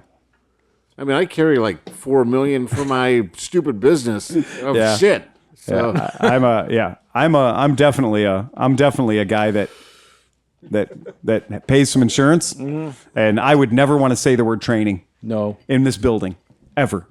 Yeah. oh, will that people kick like it up? I mean, people will tell me like, "Hey, so will you train me how to ride my new bike?" Nope. Absolutely not. In fact, we're gonna walk right up to the edge of training, and I'm gonna blue ball you like a son of a bitch. I mean, you are gonna have the bluest balls ever. You're gonna be like, I'm about to get some training here. This is called edging, kids. We are edging. We are so edging. We are on the danger edging of training.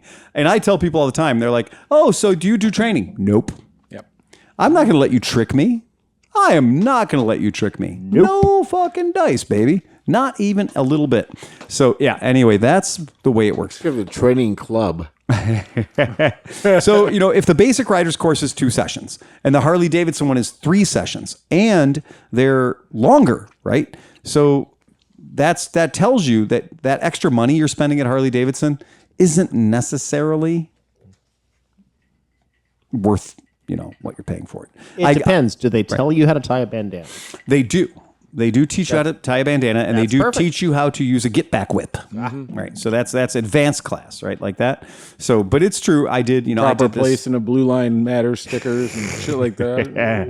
That's not Harley, though, is it? Then they do eagle math. You have to do eagle math because two Eagle small math. Eagle eagles. Math. Eagle math. Math. Eagle meth. You need Say to have math or meth? Math. Math? M-A-T-H. F M-E-C-H? Yes. METH. But so like your bike can only have equivalent of 40 eagles.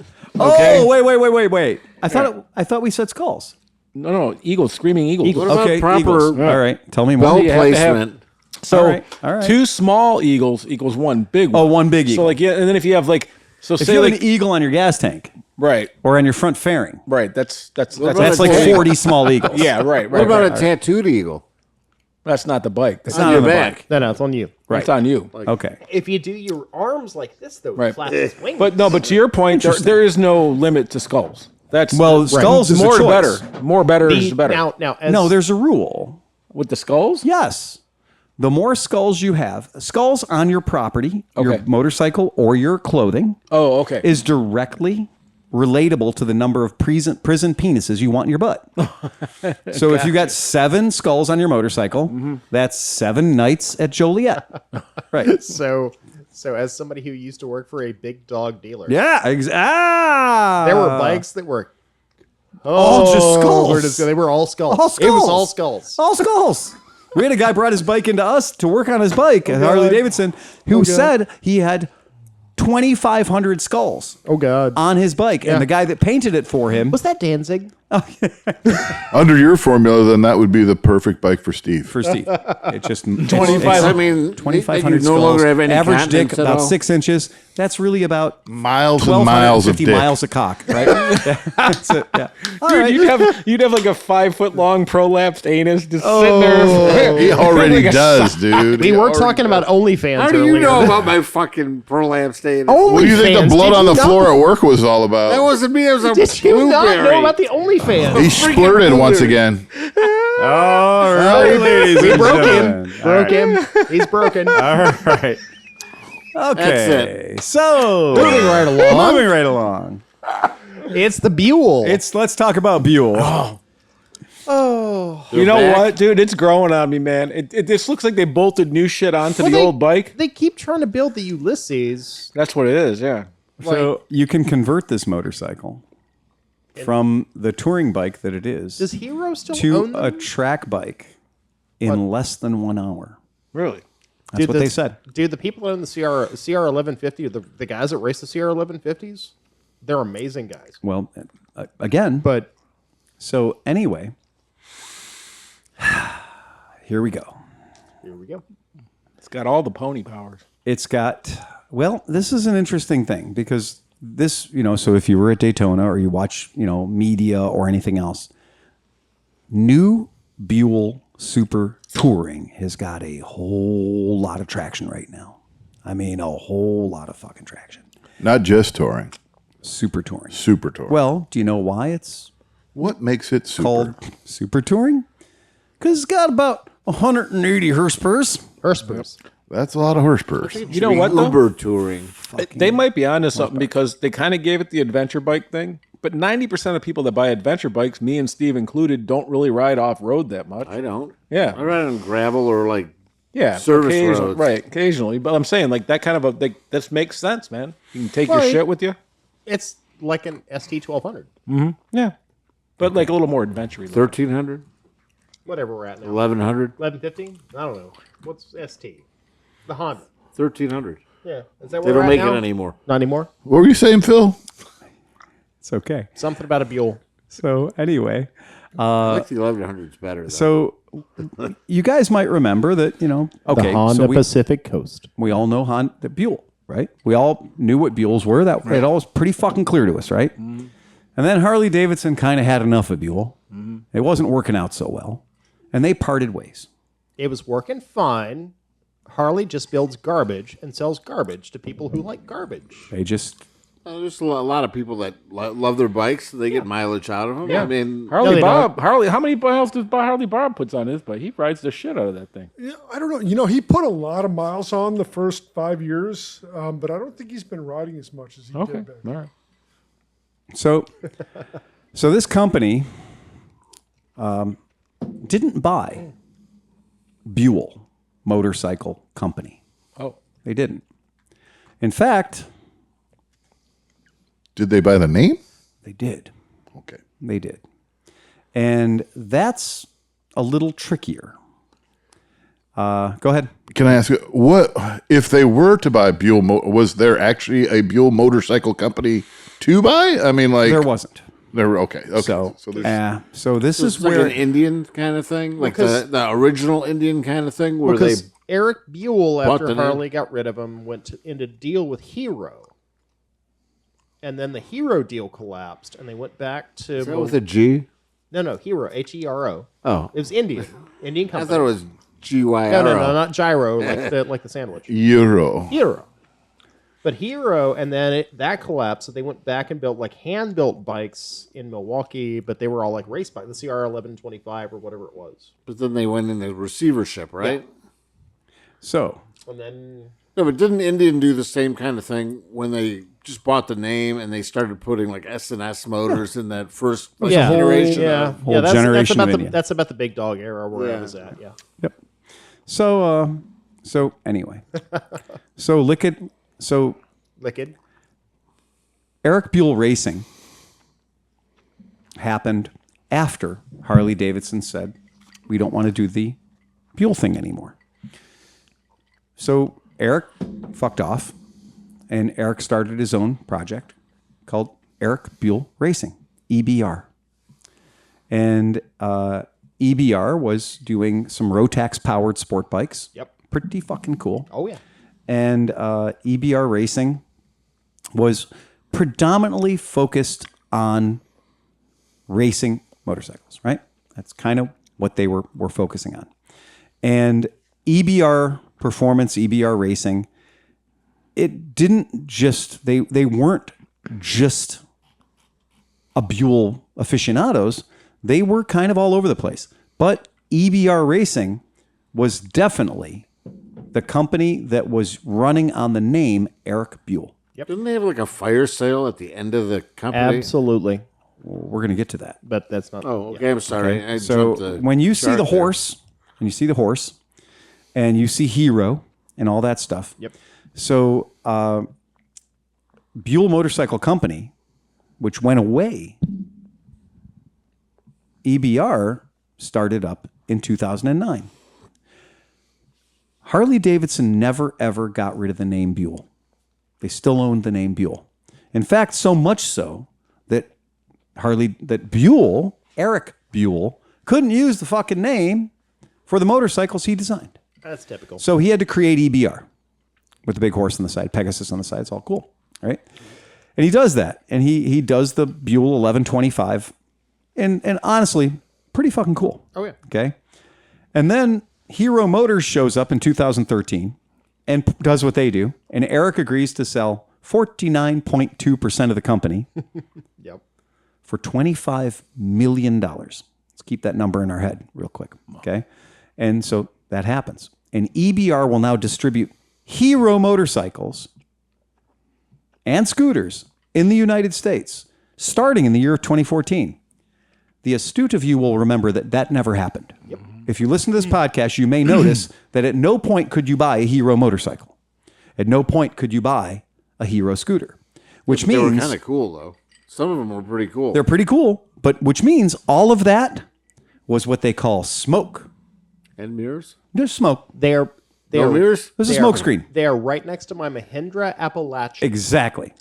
Because that 2009 creation of EBR Racing and that 2013 check that he cashed for $25 million only moved the ball down the road almost 2 years when he filed for receivership with 20 million goddamn dollars of liabilities. Wait, I'm sorry. Wait, Did so you just cash a check for $25 million from the Indians Dot Feather? Okay. And he was underwater 20 million? And he was underwater 20 million after catching a check for 25 million. Was that he personal money or was that to the company? That was what we call gone money. Gotcha. That's money that doesn't exist anymore. So the ink on the $25 million check is still basically wet. And 2 years later, thank you, Hero Motors, one of the largest motorcycle companies in the world. Yep. Thank you for that investment in my technology, which is what you buy. Yep. That's what Harley Davidson got when they bought. That's what Bramo Yep. sold to Polaris, was the intellectual property. Who cares about the bikes? You're buying the intellectual property. Who cares about live wires from Mission Motorcycles? Yep. You're buying the intellectual property. Okay, $25 million goddamn dollars. It's gone. Now you have $20 million of fucking liabilities. All right. How? Hold on. How? Hold Hang on. on. Hold on. A hero from New Jersey says he's going to step up. He's a metal fabricator, and he says he's going to step up and buy all of Buell's manufacturing assets at a $20 million loss for $2.25 million. Oh. Hero Motor Company pays an additional $2.8 million for Buell's consulting business. We call that good money after bad. Okay? If I can't sell you the bikes, would you like to invest in my pillow scheme over here? Right? Okay, very good. Now, this happens. 130 people in Troy, Michigan. Gone. Unemployed. Fucked. Totally fucking fucked. All right? That's not a good day for them. So, it doesn't happen. It fails. It fails miserably. it goes into what they call complete and utter fucking disarray. And a company whose name tells you everything you need to know about what they do for a living bought them. The name of the company that owns Buell right now is called Liquid Asset Partners. Oh, Would you like to buy my new motorcycle? We're called Running It Alas Incorporated, right? Go ahead. Do they own Buell or do they own EBR? No, they don't own EBR. They don't own. They EBR. bought the name Buell from Harley Davidson. Oh, okay. So they actually get to use the word Buell. So they're like Blackcock. Like, yeah, pretty much. Yeah. Okay. Well, that investment. Hey, do you want to start an argument? No, I'm just saying. No, you have an wait, investment company that Do you just want to start an buys argument? shit. Let's wait for it. Hey, Phil. Yeah. Who owns the name Lambretta? Yeah, it's a clothing company, right? All right. So anyway, but here's the thing, guys. This is important. Wait for the comments. Liquid Asset Partners is absolutely no stranger to this. Because some of their other top hits have been the liquidation of Indian motorcycles. The one before Polaris? Yeah, the ones with the SNS motors. SNS motors. Exactly. Wow. Okay. So that's kind of a cool thing, right? So that shows that they have some history in the industry, as we might say. I like that their website literally looks like a flyer from 1981. That's like that This literally is a 1992 website. I Yeah, that- swear to God, but this is their website. that I'm not literally making is this a up. Netscape like basic website. If you look up Liquid Asset Partners and you look up their list of accomplishments, good God, what their list of accomplishments are all bankruptcy based. Wow. All of them are. Oh, read yeah. this. It is all bankruptcy based. Their pride and joy is when they take somebody's pride and joy and make it disappear. Remember, kids, greed is good. So, Who owns this company? Liquid Asset No, but I mean, I'm Partners. saying who's... A fella. Is that a I guy? like how they have the seeing eye from the dollar bill up there as their logo. Yeah. Well, the Illuminati is A here. little Illuminati goes a long way. Where are they based out of? So this company, My guess is Delaware. it's pretty much guaranteed. No, they're out of Grand Rapids. Oh. So and this is why I want to do this. The CEO of the company's name is Bill Melvin. Okay, he's the CEO of the company. Okay, and here's the thing about Bill Melvin. Bill Melvin is not here to sell you motorcycles. He's not here to keep Buell motorcycles alive and well. That's not what he's doing. You conjured up the name Big Dog. Yeah. Gravestone bought and paid for by Bill Melvin at Liquid Asset Partners. Yeah. Custom Chrome. Yep. Gravesite bought and paid for by Liquid Asset Partners. So you got this great idea. You're going to build motorcycles. Great. We love it. You're going to put your heart and soul into it. Yes, I'm going to bankrupt myself. I'm going to put all of my money into buying and selling motorcycles. I'm going to build the best motorcycle ever. I'm going to do it. It's going to be made in America. It's going to be great. I'm going to go out of business in about 4 years. And I'm going to have all the assets. I'm going to have lines. I'm going to have people. I'm going to have staff. I'm going to have parts coming out my ass. I'm going to owe everybody money. I'm going to have 20 million of my own money that I went and borrowed from everybody. Do you know who's going to end up with a mortgage to my house? Bill Melvin at Liquid Asset Partners. He's buying the debt at like 10 cents on the dollar. Oh, yeah. 1 cent on the dollar or whatever it is. So This is the American dream. So why this kind of why this hurt, I guess. Because I did 5 seconds when I saw this super touring, which is of course at Daytona, which people are like, oh yeah, 185 horsepower.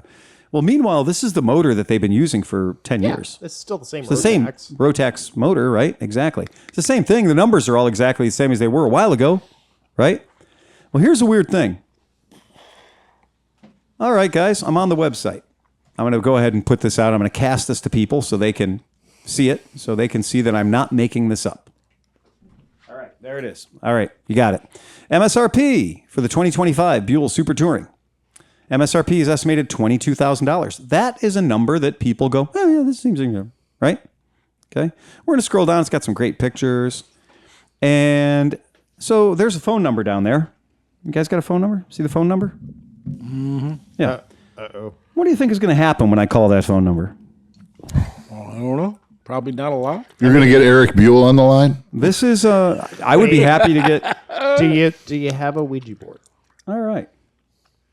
Mr. Melvin? Welcome to Verizon Wireless. Your call cannot be completed as dialed. Please check the number and dial again. Announcement for Welcome to Verizon Wireless. Your call cannot be completed. Wow, no Interesting. phones. Interesting that the phone number that's on your fucking website does not come back. Now, Where does that address come up to? It comes up to Liquid Asset Partners Oh, really? headquarters in Grand Rapids, Michigan. I mean, we're Oh, literally shit. sitting in a motorcycle dealership. Yeah. In Cleveland, Ohio, I tried to get in touch with them today at about noon. which sells motorcycles, And which would sell motorcycles. And again, I did also. I thought, well, you know, maybe there's something wrong with their phone system. I understand that happens. So I did a little digging, and it says if you'd like to place an order for a motorcycle, you can do a little different, and you can actually get in touch with one of their guys. Chris, I think his name is. But anyway, they have a different phone number. So I called the different phone number. That one, nobody picked up on. I was able to leave a voicemail and made it very clear that I was interested in the product, and I have not yet received a phone call back. Here's my point. We know that Buell had 130 employees. Mm-hmm. That's not 130 people. Nope. Okay? And that's not a motorcycle factory. In fact, what I see there is I see about 3 motorcycles in the background, including the one with the red, white, and blue stripes that they bring to all the events. And these 2 up here. Okay, the SX and the Thunderhead or whatever. I see a lot of paperwork. Like it's just stored like old companies so that he destroyed. Here's my problem. You guys, and right there on the website, they've got Eric Buell's racing motorcycle there. Yep. The Road Warrior, right? Well, the RW 750. let's point at something else too, because you mentioned it earlier with EBR. They also scroll back up. Yeah. They have the Pegasus. Yeah. So here's the thing. They have the Hammerhead 1190. They've got these bikes. And I went on their Facebook group to try to find, okay, since I understand that the Hammerhead is not yet available because it's a 2023. And I understand that their Super Cruiser is not available because they're saying that's going to be available in 2025. And as a motorcycle dealership Yeah. in the city of Cleveland, Ohio, Yeah. who sells motorcycles that would like to sell product. Well, you buy these direct and they deliver them through a thing called Buellvana.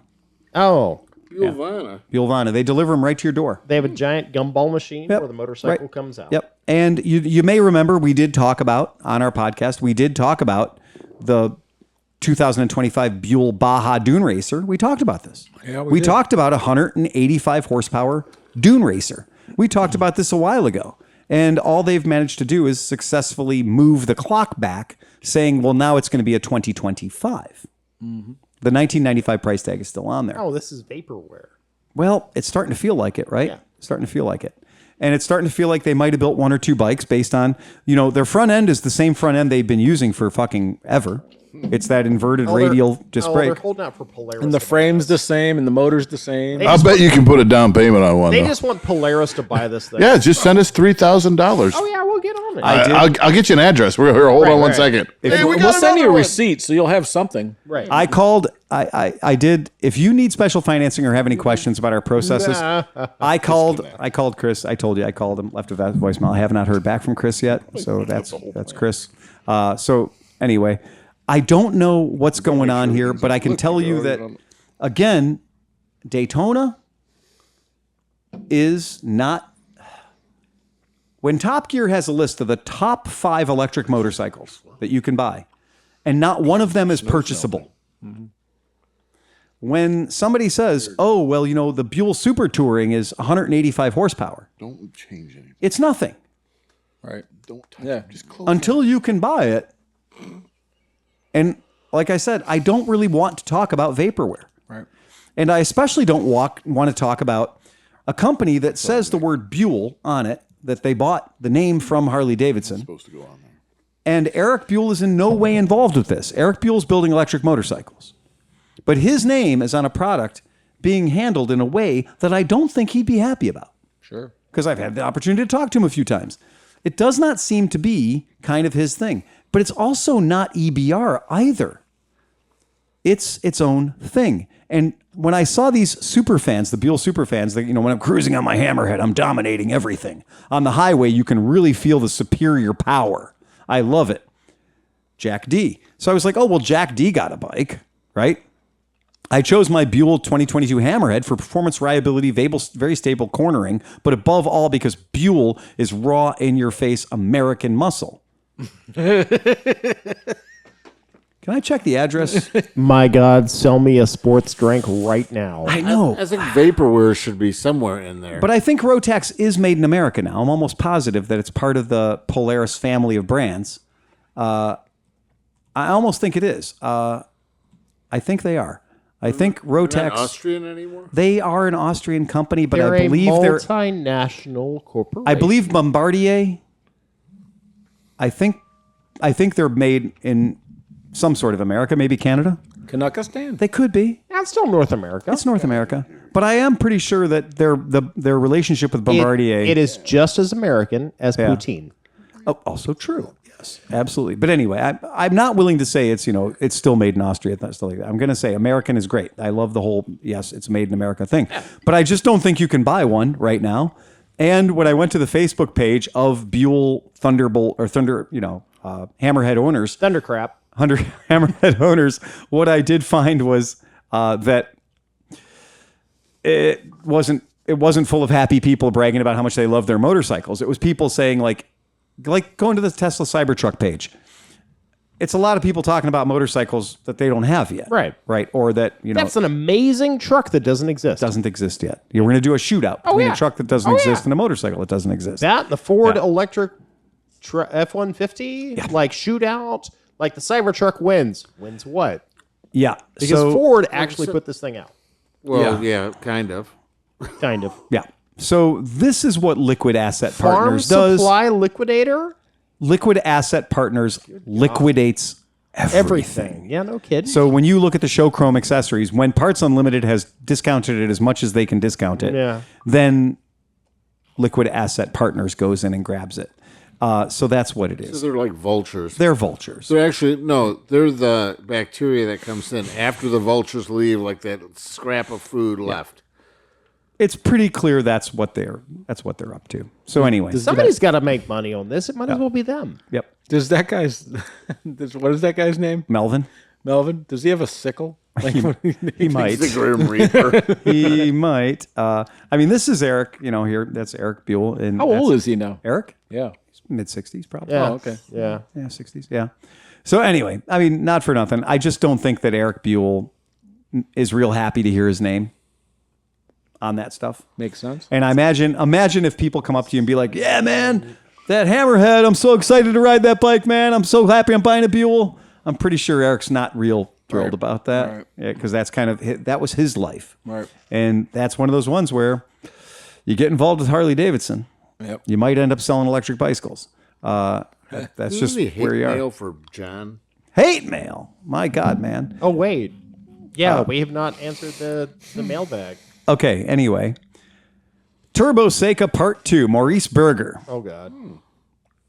This is Steve's one-man. This is Mr. Hoffert's one-man cheering section. My Hey, guys. first favorite porn star. That Swiss Turbo Seca, that Swiss Turbo Seca dude again. The fuel pump is, in fact, an external unit, which I think we did agree on. Okay. That is located unter. He did spell it right. Unter the upper frame tube where it gets hot and real estate is small. So plastic is no good. It shouldn't have too high a pressure output or it'll overheat. But the flow rate needs to be high enough to keep up with the bike's drinking problem when you give it the beans. I haven't really found a replacement that seems to work. Neither have other weirdos with several turbos in their garage. Should have bought a 900, goddammit. Well, I mean, it's a turbo after all. However, the seller of the Would pump... you like to send the bike to the compound? Forward it to the compound. However, the seller of the pump relisted the item for me to order it from Switzerland. Shout out to Recycles in Divide, Colorado. That happened before the episode aired in which you talked about my previous email. So if my new old overpriced pump shouldn't work, at least I know where to look. Anyway, thanks for the advice and the airtime. Even though I'm not a Patreon member, I PayPal'd you $20 because why the fuck not? And he did. He straight up PayPal'd me Awesome. $20 fucking dollars. If it doesn't work, let me know. I'll find something. So why Yeah, can't that's he what I just do. use a car? He could use a car. That's a I car think. pump. I think we agreed. Since it's external, I mean, But you- it should and be a it doesn't rotary, have to though. be I mean, it there. shouldn't be working a for pulse. Summit. I think you I think a know. there's non-pulse plenty. pump would There's be tons. better than Right. like a rotary one, Right. Right. Like a gear pump. And agree. that's the tricky bit is they're And like, oh no, we got to go with an And external. there's motorcycle nowhere pump. else he could mount a fuel pump. I know bikes are tight, but I can put it where the hell I want. How much hose you got? yeah, exactly right. That's what I was going to say. Like, Right. get it out of that heat, dude. that is Right. exactly right. Yeah. I would put that fuel pump wherever the fuck I'd I put it in want the it. freaking tail. tail with a radiator. I don't care. Strap it to we the set up- frame. We Yeah. set up Cannonball bikes. Oh, yeah. Where we had a beer barrel on the back of the fucking bike, Right. and had a little tiny fuel pumper Yep. going 6 feet of hose, and it worked fine, Yeah. even on a fuel injected bike. So I mean, I'm not No, worried about that. we're on this. I think that's fair. If that fails, let us know. Right. Exactly. Yeah. So that's all good. The oh, if you got ads, if you were on Buzzsprout and you downloaded our podcast, we decided that we were going to have some fun and that we were going to promote some other podcasts. So Buzzsprout has this thing where it's like if you have another podcast that you like or you think they're good people, you can give them a shout out and let them run their 15-second ad or something on your podcast. And it's the idea of like helping out other people that do what we do. And it's minimal. I mean, it earns us pennies. But the idea is, and it gave me 10 or 15 suggestions that they thought I would like. Oh, all right. I want you to promote ghost scooters. Right. So Those guys. bars. What was the name of it? What is that podcast called? No, I'm gonna get- yeah. because they did Called they did throw guys you, riding scooters while they did looking throw for you a ghosts bone. in bars. So, like this is not a bad idea. fuck. Chasing ghosts on scooters scooters in bars. That's the podcast. Now, the thing that I'm not sure of though is I'm not sure if they've posted an episode So recently. they have. They said that they're going to have another season. Look. Oh, they did? Look, Okay, all right. The Who last- now has a Great Dane Right. Yeah. who has a Ford They got- Econoline. Yeah, they got fresh. They got like episodes. now we're gonna have to get drunk in his Ford Econoline with your dog and chase Yeah. ghosts. Sure. Yes, exactly. Yeah, this is they. So yeah, they got 58 episodes. So that's cool. Cool. Yeah, that's cool. So anyway, that is Chasing Ghosts. That's so Chasing ghosts on scooters in bars. I just like the fact that they talk about the food. You know, They talk about the food. They talk Holy about the booze. crap! Can I chase a ghost on a scooter drunk off my ass, like inside the bar? No, they won't do that. Damn it! But they do talk to the staff, and No, they do get the no, staff no. to If do I an on-air cannot- read. If I can't ride the scooter in the bar while Yeah. drunk chasing a ghost, I don't want to do it. Right. Well, that's just Bandcamp. Right. So yeah, I mean, and it's BYO Ghost. So it's really nobody cares about that. But so anyway, yeah, that was the thing. So anyway, if you are a podcast listener and you were listening via Buzzsprout and you got a weird ad, that's because the initial bait of the bait and switch was we're going to let you pick it. And then I picked it. So I picked it for a couple of episodes because I was like, oh, this is a cute podcast. This will be fun. This is another cute podcast. That'll be fun. If we turn our listeners or listener onto this fucking weirdo podcast, it'll be cute. Well, what they don't tell you is that then they start picking them. Oh, Yeah. And so they were running ads in our podcast. Nah, it's not good. So I had to shut that down. Yeah. So if you did happen to get an ad in your podcast when you downloaded it off of Buzzsprout, I'm sorry about that, but I took care of it. I stabbed that motherfucker right in the heart. So it's done. It's dead. So you shouldn't be getting any fucking ads unless they're ads that we want to be there, right? Yeah. right in the middle of the podcast, you're like, and that guy can go, and then it goes to like this lady, like, do you enjoy yarn? Do you enjoy talking about yarn? Steve drank all the Pellet Grove, so. The knitters. You know it had to be something terrible like that. Yeah. Oh, yeah. So anyway, that's kind of the jam going on right now.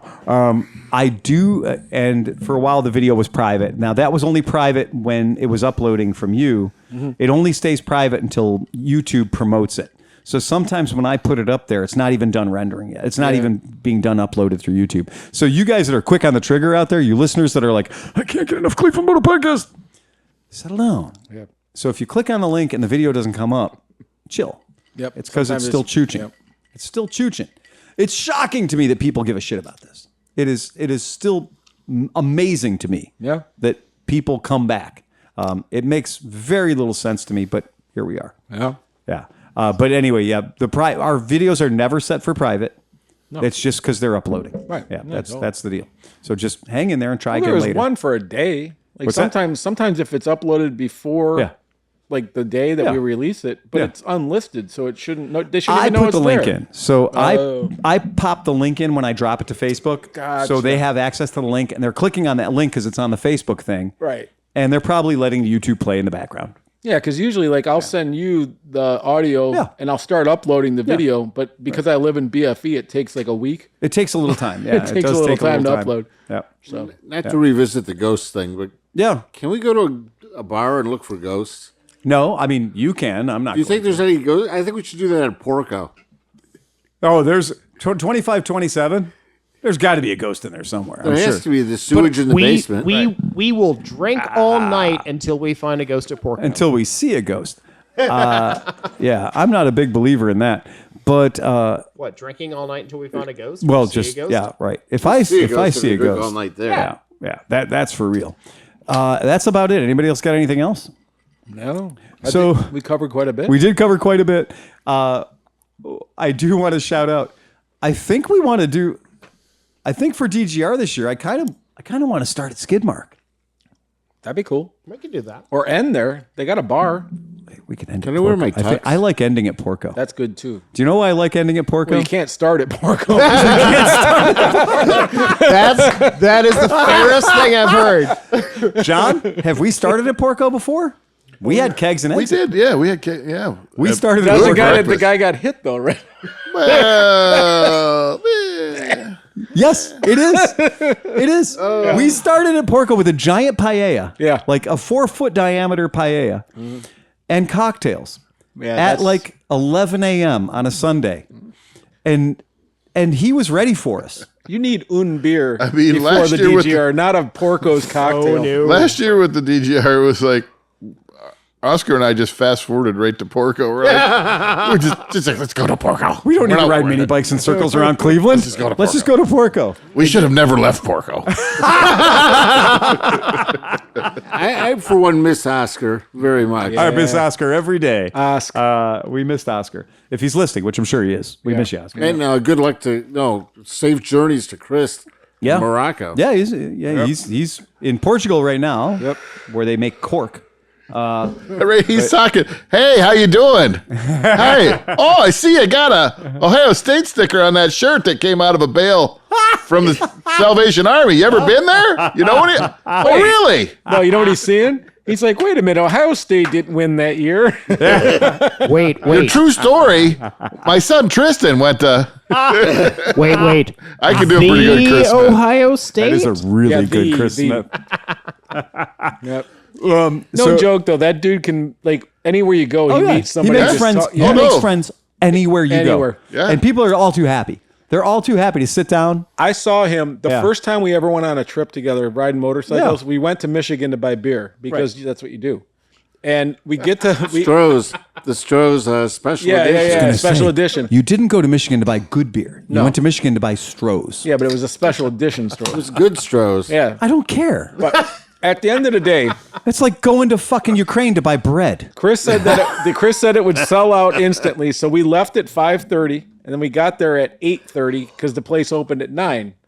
And so we waited, and the 9 o'clock shift came, and it was two girls that probably hadn't gone to bed yet. No. So they were pretty surly. They didn't want to be at work. And they couldn't believe that two idiots dressed in a lot of fluorescent yellow were waiting to get inside the bar or into the store. The store. And so they finally and let rode us- motorcycles. and rode motorcycles. from Cleveland. So we get in there To and buy Strohs. and the girl is literally like, "What do you want?" Yeah. And Smith was just like, "Well, what I'd like is to have a smile out of you." And next thing you know, man, these girls are like, they're best friends with yeah. him. They're hanging out. They're Yeah. giving us free booze.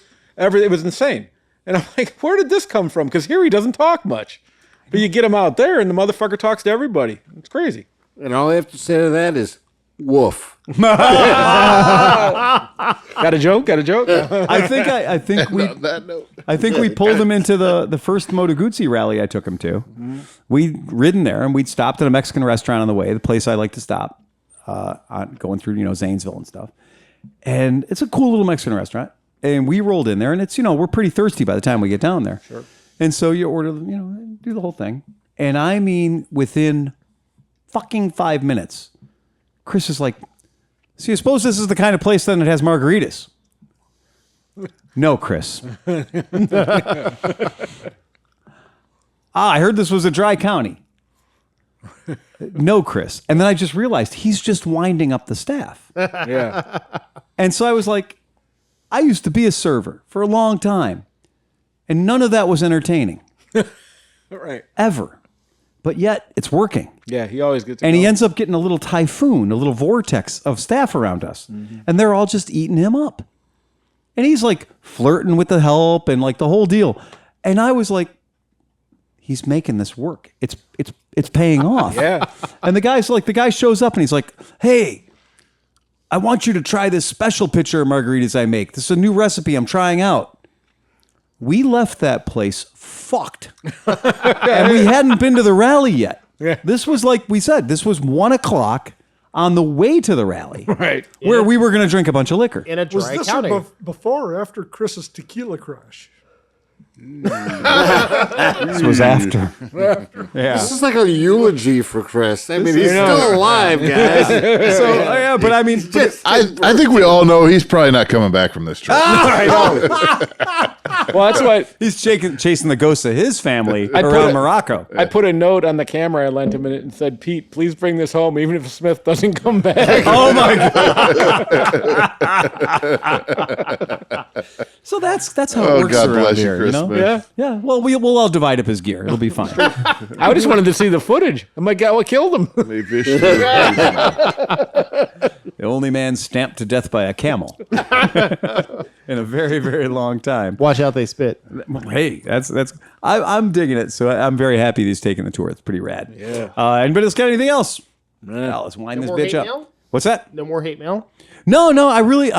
If there We was good, deleted all the good stuff. if there was good hate mail, I would have read it. But honestly, I think our guys are just slacking. I'm know, going we to need wind them up some a little hate bit. mail here. What's that? We need more hate mail. Right. You know what I'm going to do? I'll go back through and I'll bring some out that I put away. There's some of the stuff I don't want to look. Sometimes if somebody sends me something that's objectionable, They don't like you. John does get his share. John gets his share of call-outs because he says he likes hate mail. Right. So sometimes people write some shit that's intended to wind John up. Right. But in the same token, Right. the words have to come out of my mouth. And sometimes I don't necessarily want to be the podcast that only talks about having sex with animals. Okay? You know, that has a niche. So there you go. Right. And so sometimes, but also sometimes it's a listener that's just trying to, be heard on the podcast. So that's fine. I don't want to lean into that. So that's fine. But there are 6 motherfuckers, I might add. Renee told me today. We have 6 people, savages, inmates, whatever you want to call them. We have 6 people that have decided that they want to be on this podcast. Interesting. Enough that they're willing to spend $20 goddamn a month to do it. So, and they actually get 2 passes. I just had a brilliant idea. Yeah. Boy, we could use a couple of Shures. that earns you a whole podcast with us in person. Yeah. What do you think? Oh, that's interesting. Because Chris came when he brought him. He Yeah, came. yeah, right. And then